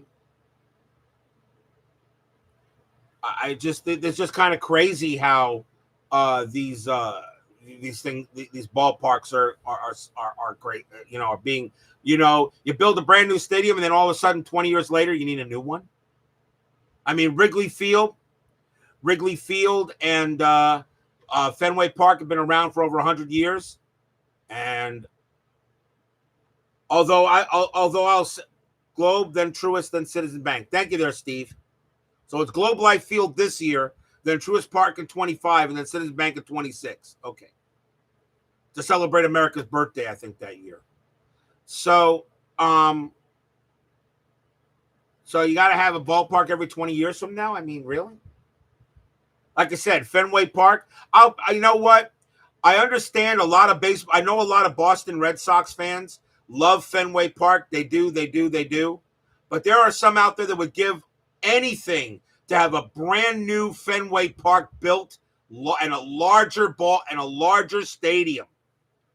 There are a lot of people out, a lot of Red Sox fans, I'm sure, as much as they love Fenway, and they do, but they would like to have a brand new Fenway Park with a larger capacity.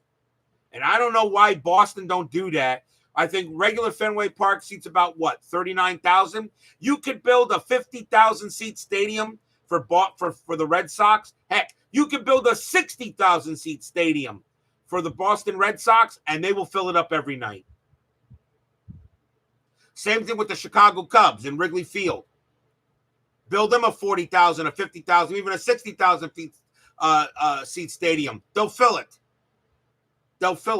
But, I don't know where they put it. I don't know if there's any room anywhere in Boston to build a brand new stadium for them. I don't know if there's any room in Chicago to build another Wrigley Field. And as I said, the White Sox are thinking of moving, and that's not set in stone yet, because they're thinking they need a new baseball stadium. They're saying Guaranteed Rate Field is already too old. That stadium was built in 1990. That stadium opened in 1991. It was the first Guaranteed Rate Field. Was the first stadium of what? I think the retro modern ball stadiums, and then Camden Yards became the first of the retro classic, something like that. And they had some new jewel box, of course, the Sky Dome, the first with the retractable roof.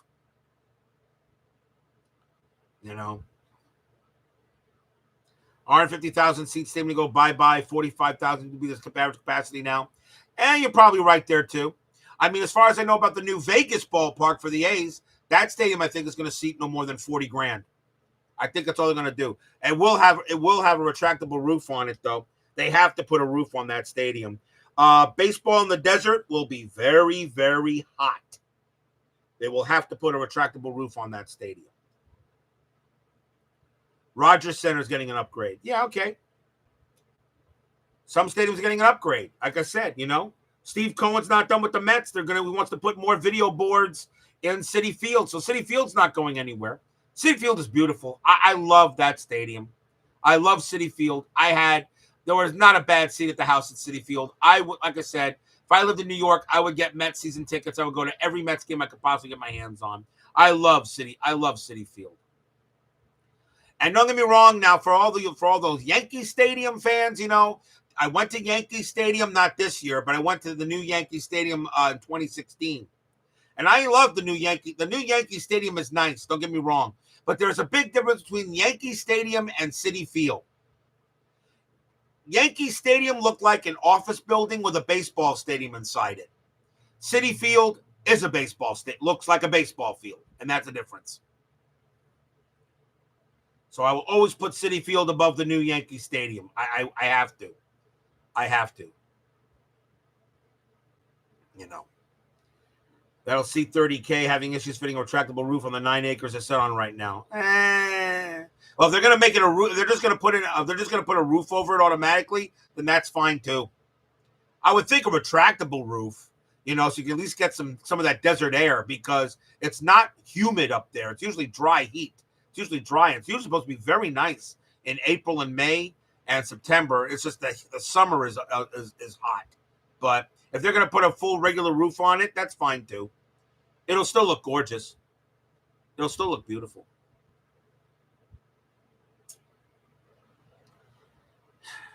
Baseball stadiums. I love them. I do. Some of them are really beautiful. And some are just absolute garbage these days. So let's see. So 2024, the Dodgers, of course, are going to be the favorites, obviously. If I was to take, I can't really make any picks yet because it's too early, and we haven't had spring training, and plus we don't have any injuries yet or anything like that. If I was to take some picks, in the National League East, I really don't see anybody unseating the Atlanta Braves. They're still the best team in that division. The Braves proved it. The Phillies should still be as good, although I thought they would take a step back last year, and I was wrong. I have no idea what my Mets are going to do. I have no clue what the Mets are going to do. I have no idea. This team underachieved so bad last year. I have no idea what my Mets are going to be. They could have a winning season and not make the playoffs. I don't know. I have no idea how the Mets are going to do. I have no idea. That's a coin flip. The Marlins, are they going to repeat again in the postseason? We'll see. We'll see. Although they do have one of the best hitters in baseball in Luis Ariz. So, and the Nationals are still rebuilding. National League Central, I think the Brewers are still the class, although something tells me the Cincinnati Reds are going to be even better. I think the Cincinnati Reds are finally going to get back there. I think the Reds just missed out. I think the Reds could be very interesting.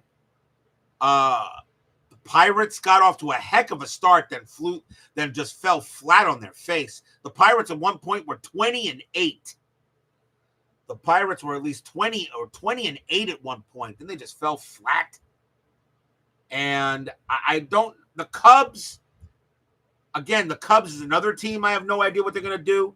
And as much as the thing about the St. Louis Cardinals, you never count out the St. Louis Cardinals. Yes, they had a lousy year last year. Rare that the St. Louis Cardinals have a lousy baseball season. Rare. But you never count out the Cardinals. They always seem to be there at the end. You know, they always seem to be there at the end. Dodgers should win the West easily, I guess. I don't think the Diamondbacks are gonna repeat. Why do I have a problem putting the San Diego Padres in second right now? The Padres, okay, last year finished like 20 wins under their Pythagorean theorem, something like that. The Padres were supposed to finish at least much better than they did, but they couldn't win a run. They couldn't win a one-run game to save their life. They were like, 4-20 in one-run games? Jeez. Got to get better than that for the Padres. And they still got to get better for the Padres. Yeah, Juan Soto went to the Yankees, and Blake Snell still hasn't been signed by anybody yet. You know, I don't know about the Padres. I don't know about the Padres. And the Rockies, you would think the Rockies would actually have a better team sometimes. The Rockies, I feel bad for that team a little bit. You play in that ballpark, which is gorgeous. Coors Field is beautiful. But because you're a mile high, I mean, I could hit a fly ball and probably go out. But it's so hard to be a pitcher in that ballpark. It really is. In the American League, well,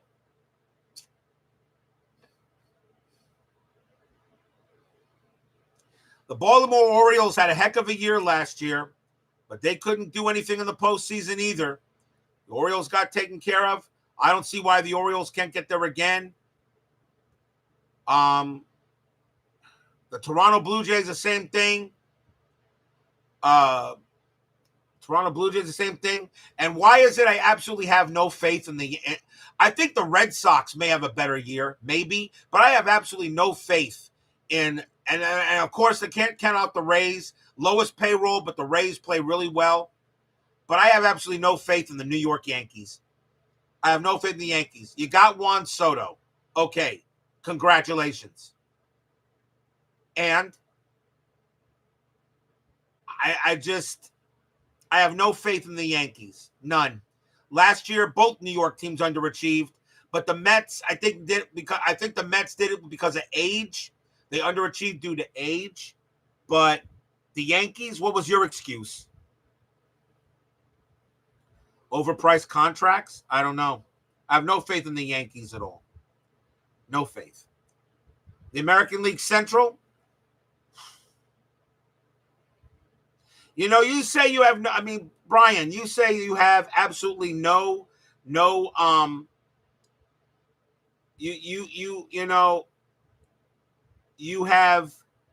have no faith in Cleveland.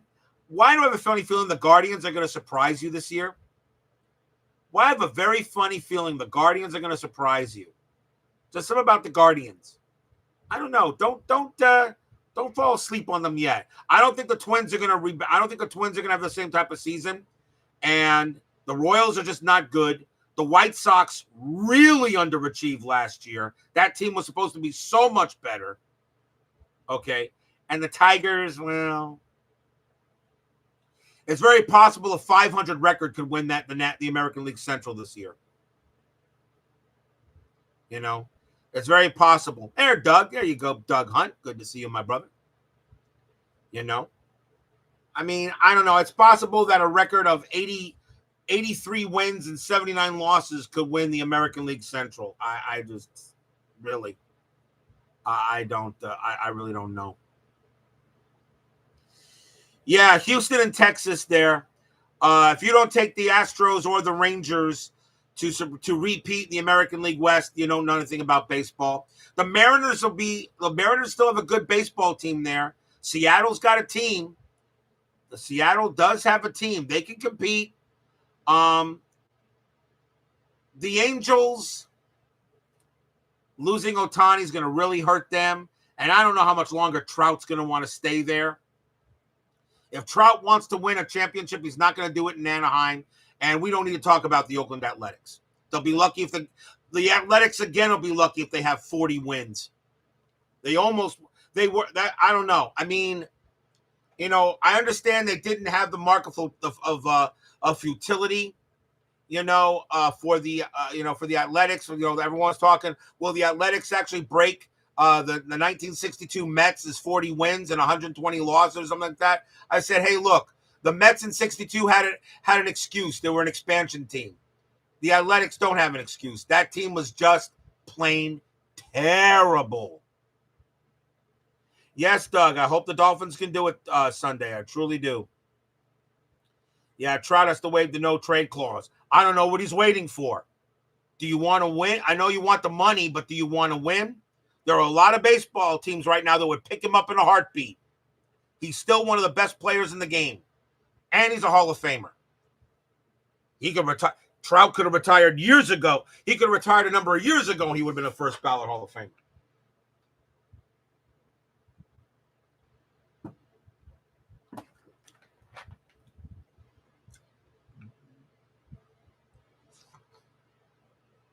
Trout could have retired years ago and he would have been a first ballot Hall of Famer. I don't know what he's waiting for. I know he wants the money. Phillies said they wanted Trout. A lot of teams said they wanted Trout. I would take him on the Mets. I'd love to have him in New York. I would love to have him in New York. I would go ahead and move Brandon Nimmo. I would probably move Brandon Nimmo to right field and have Trout play center. And there's Midlife Crisis. Good to see you, MLC. I was wondering when sooner or later you would show up. Always a pleasure to have MLC in the chat. He's like Clinton Parks, a walking baseball encyclopedia. Trout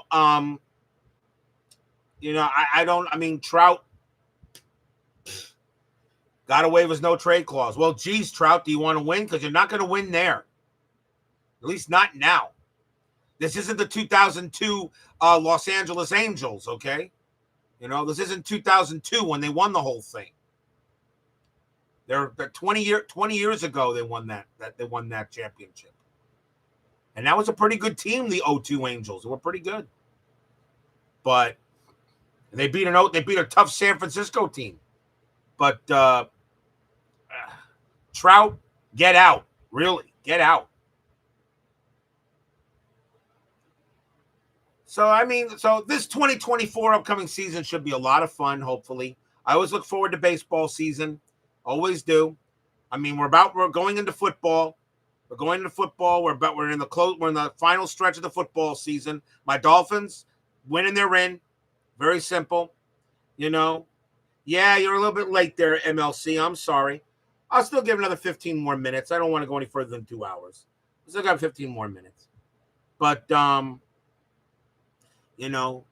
why I chose Friday night. I'm not working tomorrow. I have the 3-day weekend, so I thought I'd start my weekend with talking to you guys. And of course, you guys know that 1972 starts Monday night. My Dolphins aren't beating your Niners. Tracy, my Dolphins got to get to there first. And right now, with 50 years of disappointment, I am not expecting miracles. Beatles Eternally joins us here. Always good to see Beatles Eternally. Beatles Eternally, I think, is such a caveman at heart. A movie that stars Ringo Starr. That counts.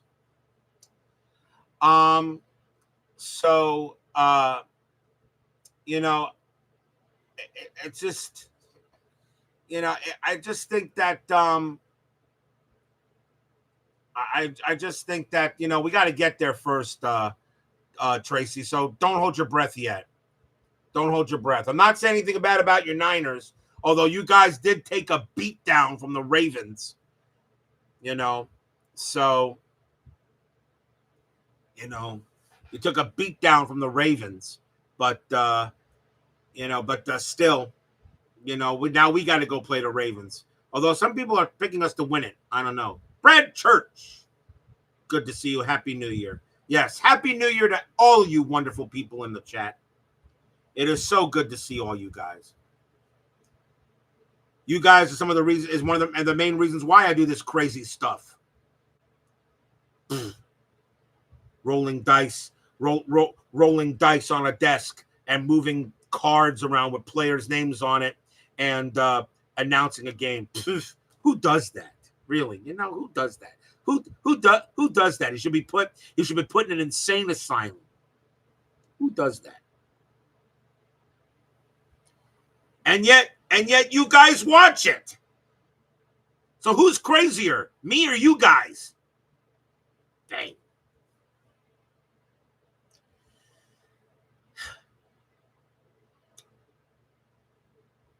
I'm wondering to see, do you guys have any picks for the college football national championship?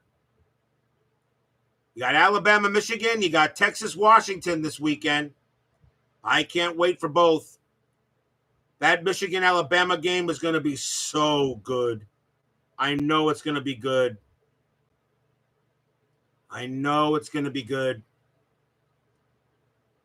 Texas, Washington, I think, is also going to be good. I think that's a coin flip. But what do you guys think? I'm going to be rooting for Michigan a little bit. Not that I have anything against Nick Saban or Alabama. Not that I have anything against Texas or Washington. I have no problem with those schools. I really just want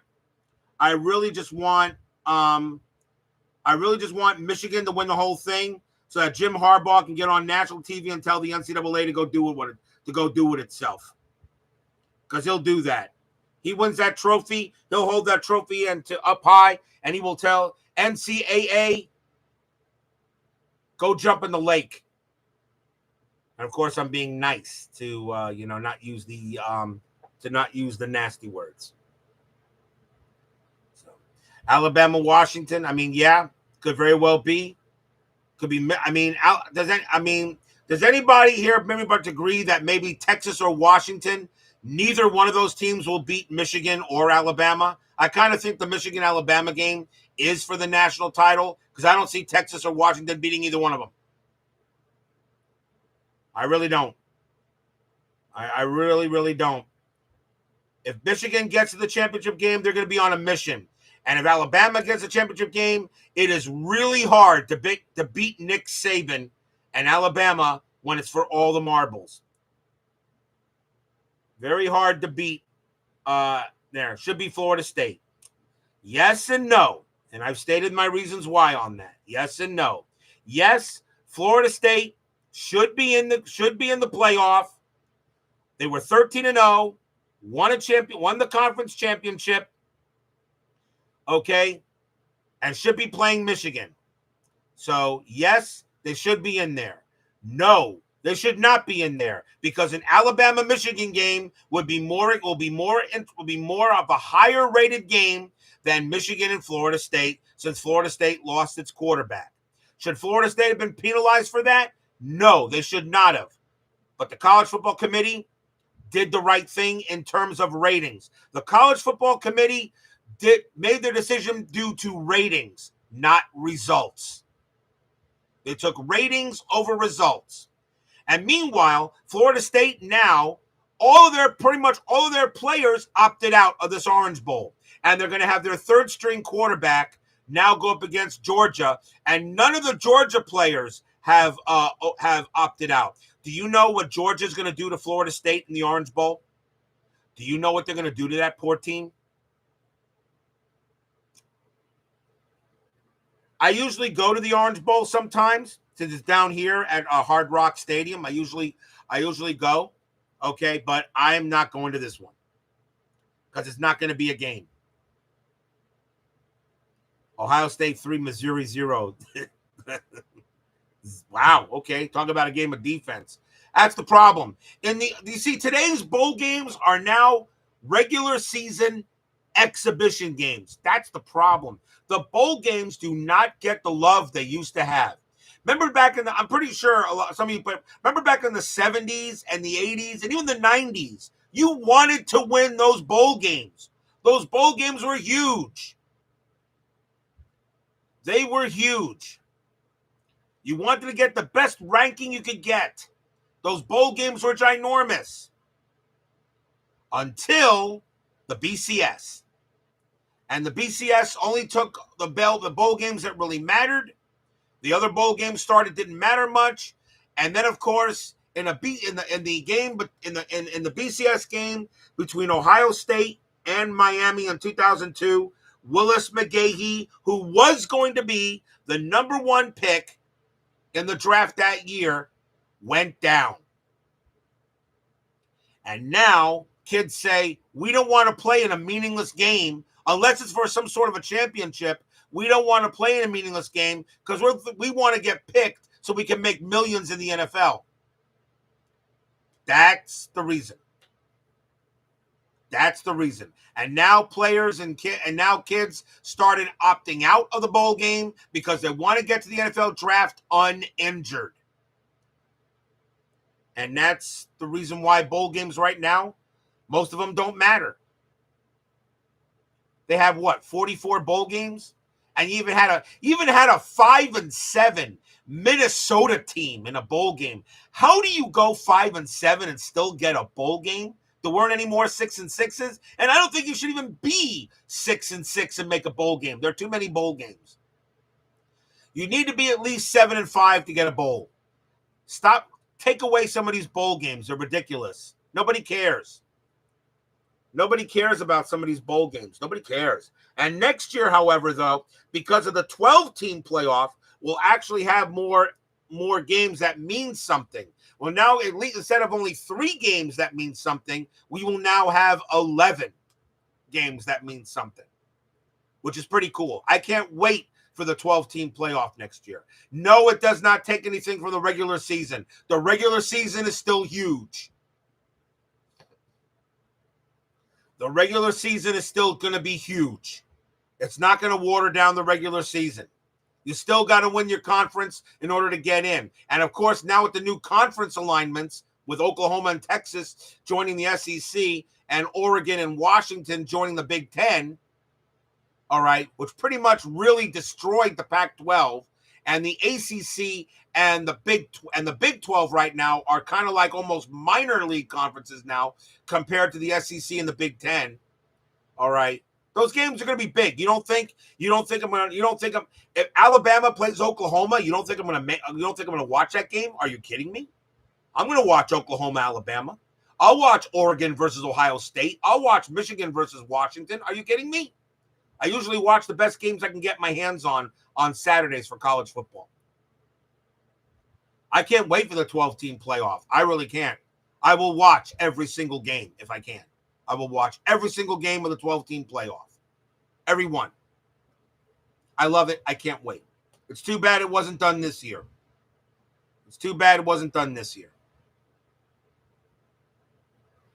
They used academic select Minnesota with the other 5 and 7 teams. So that was cool. But yeah, no one cares about all these bowl games. Matt's 100% right. Nobody cares.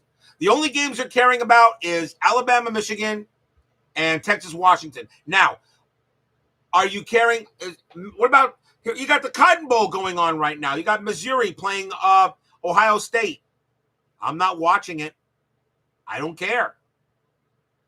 If these teams really cared about it, if these schools really cared, I wouldn't be doing this right now. I would be watching Missouri, Ohio State. I don't miss college football, but these bowl games are just ridiculous.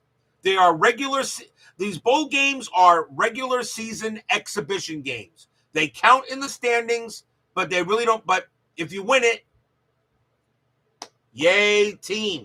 That's all you get. You get a pat on the back. That's why when they start the 11-team playoff, I think it'll be great. It really, but you're gonna get some very interesting matchups in the 11-team playoff. You're gonna get a lot of interesting matchups. I mean, I went to the bowl game down here. We have the Boca Raton Bowl between South Florida, USF, and Syracuse. That was an embarrassment. Syracuse didn't start anybody. All their starters pretty much were out. They started a tight end at quarterback, and USF just trounced them 45-0. If I was a Syracuse fan, I would have been embarrassed. I make the trip, and this is what you do?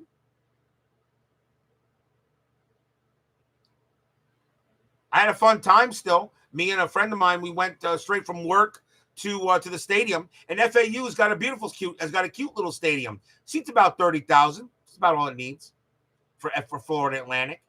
Okay.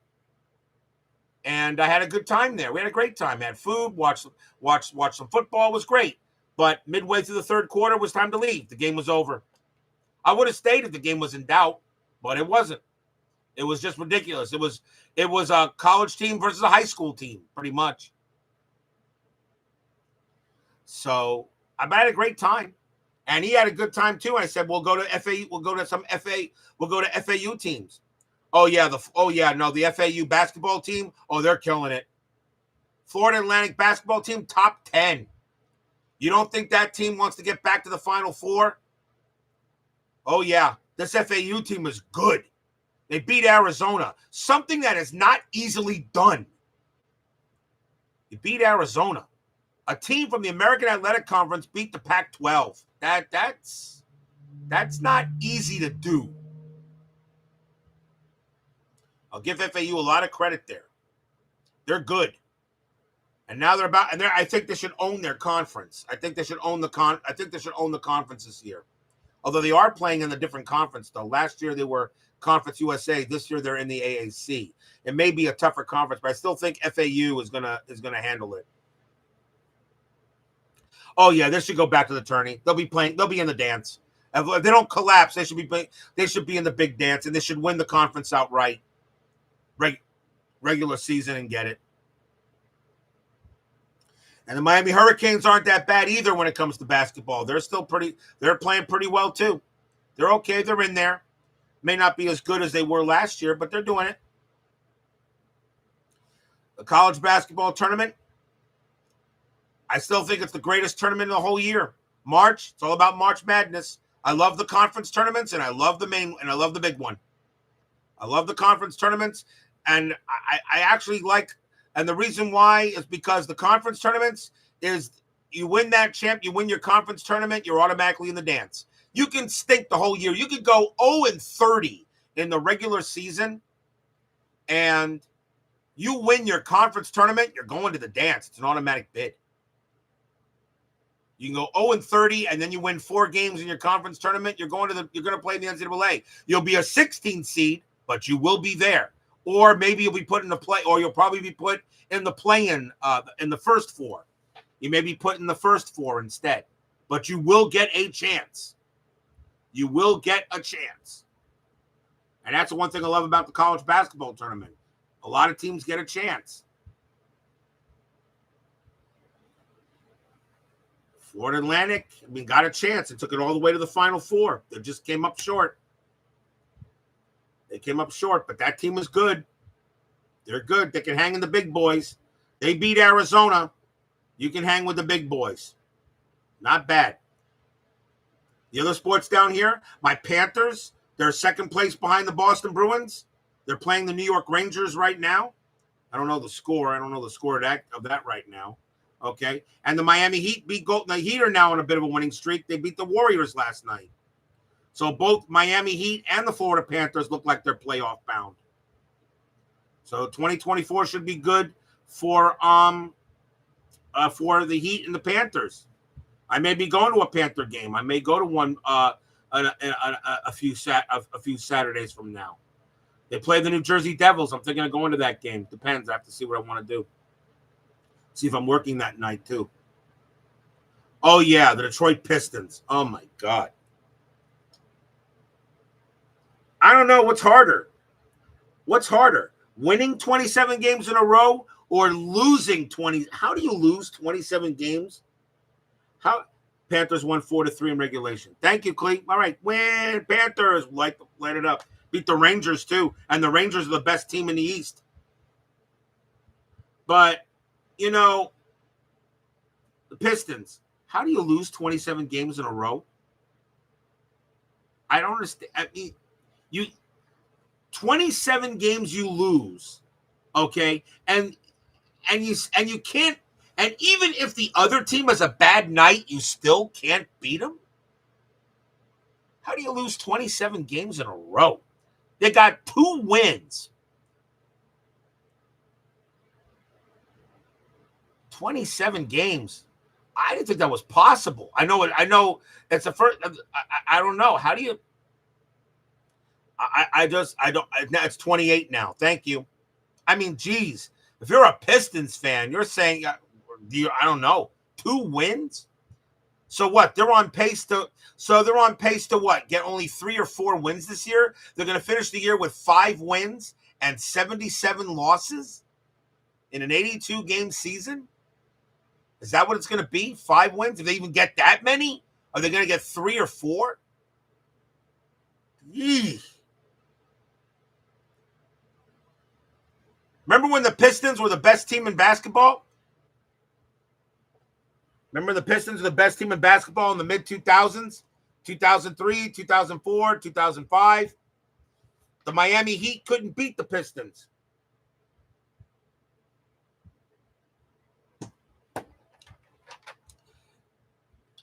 That was until the 2000. Yeah, give yourself the block, Dragon.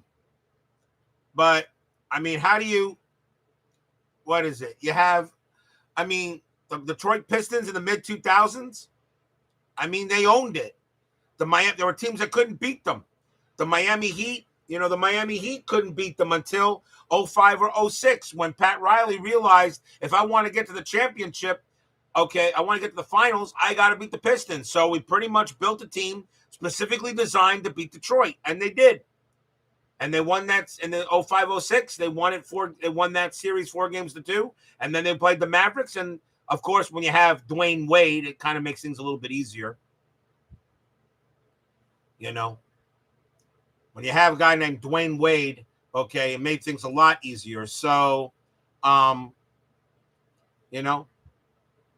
remember that 05-06 season, that playoffs. I remember when the Miami Heat were. I think I was at game 3 down here. I was at game 3 against the Mavericks, and the Heat were down 14 points. There were like 7 minutes left to play in the third quarter. And I swear I saw Dwayne Wade go up to Pat Riley and said, "Put me in, coach. I got this." And that was it. That was when Dwayne Wade realized the Mavericks can't stop me. And then Wade just took over. Dwayne Wade is the Miami Heat. I don't care what anybody says. Dwayne Wade is the greatest Miami Heat player in history. And no, and as much as we want to say about LeBron James and all that stuff, yeah, when he came down here, but no. Dwayne Wade was the Miami Heat. Best player in Heat history. Greatest draft pick in Heat history, absolutely. When we drafted Dwayne Wade out of Marquette, I was so happy. But I didn't know he was going to be as good as he was. Alonzo Mourning, a close second for Heat. Probably. Because he's been with the Heat long. Alonzo Mourning is a special case. I remember when they said Alonzo Mourning would never play basketball again with his kidneys and all that stuff. Remember what he said? The doctor said you're not going to play basketball again. They said your career is over. And then in 2005 and 06, Alonzo Mourning comes in the championship in the final game against the Mavericks and makes some unbelievable, outstanding blocks. When Shaq was on the bench and Alonzo took over, and then the press conference when Alonzo Mourning was sat down next to that championship trophy, and I was there. I was watching this on TV. And they sat down in the championship trophy. I sat there and I said, Alonzo, if any man has earned the right to say something at this time, it is you.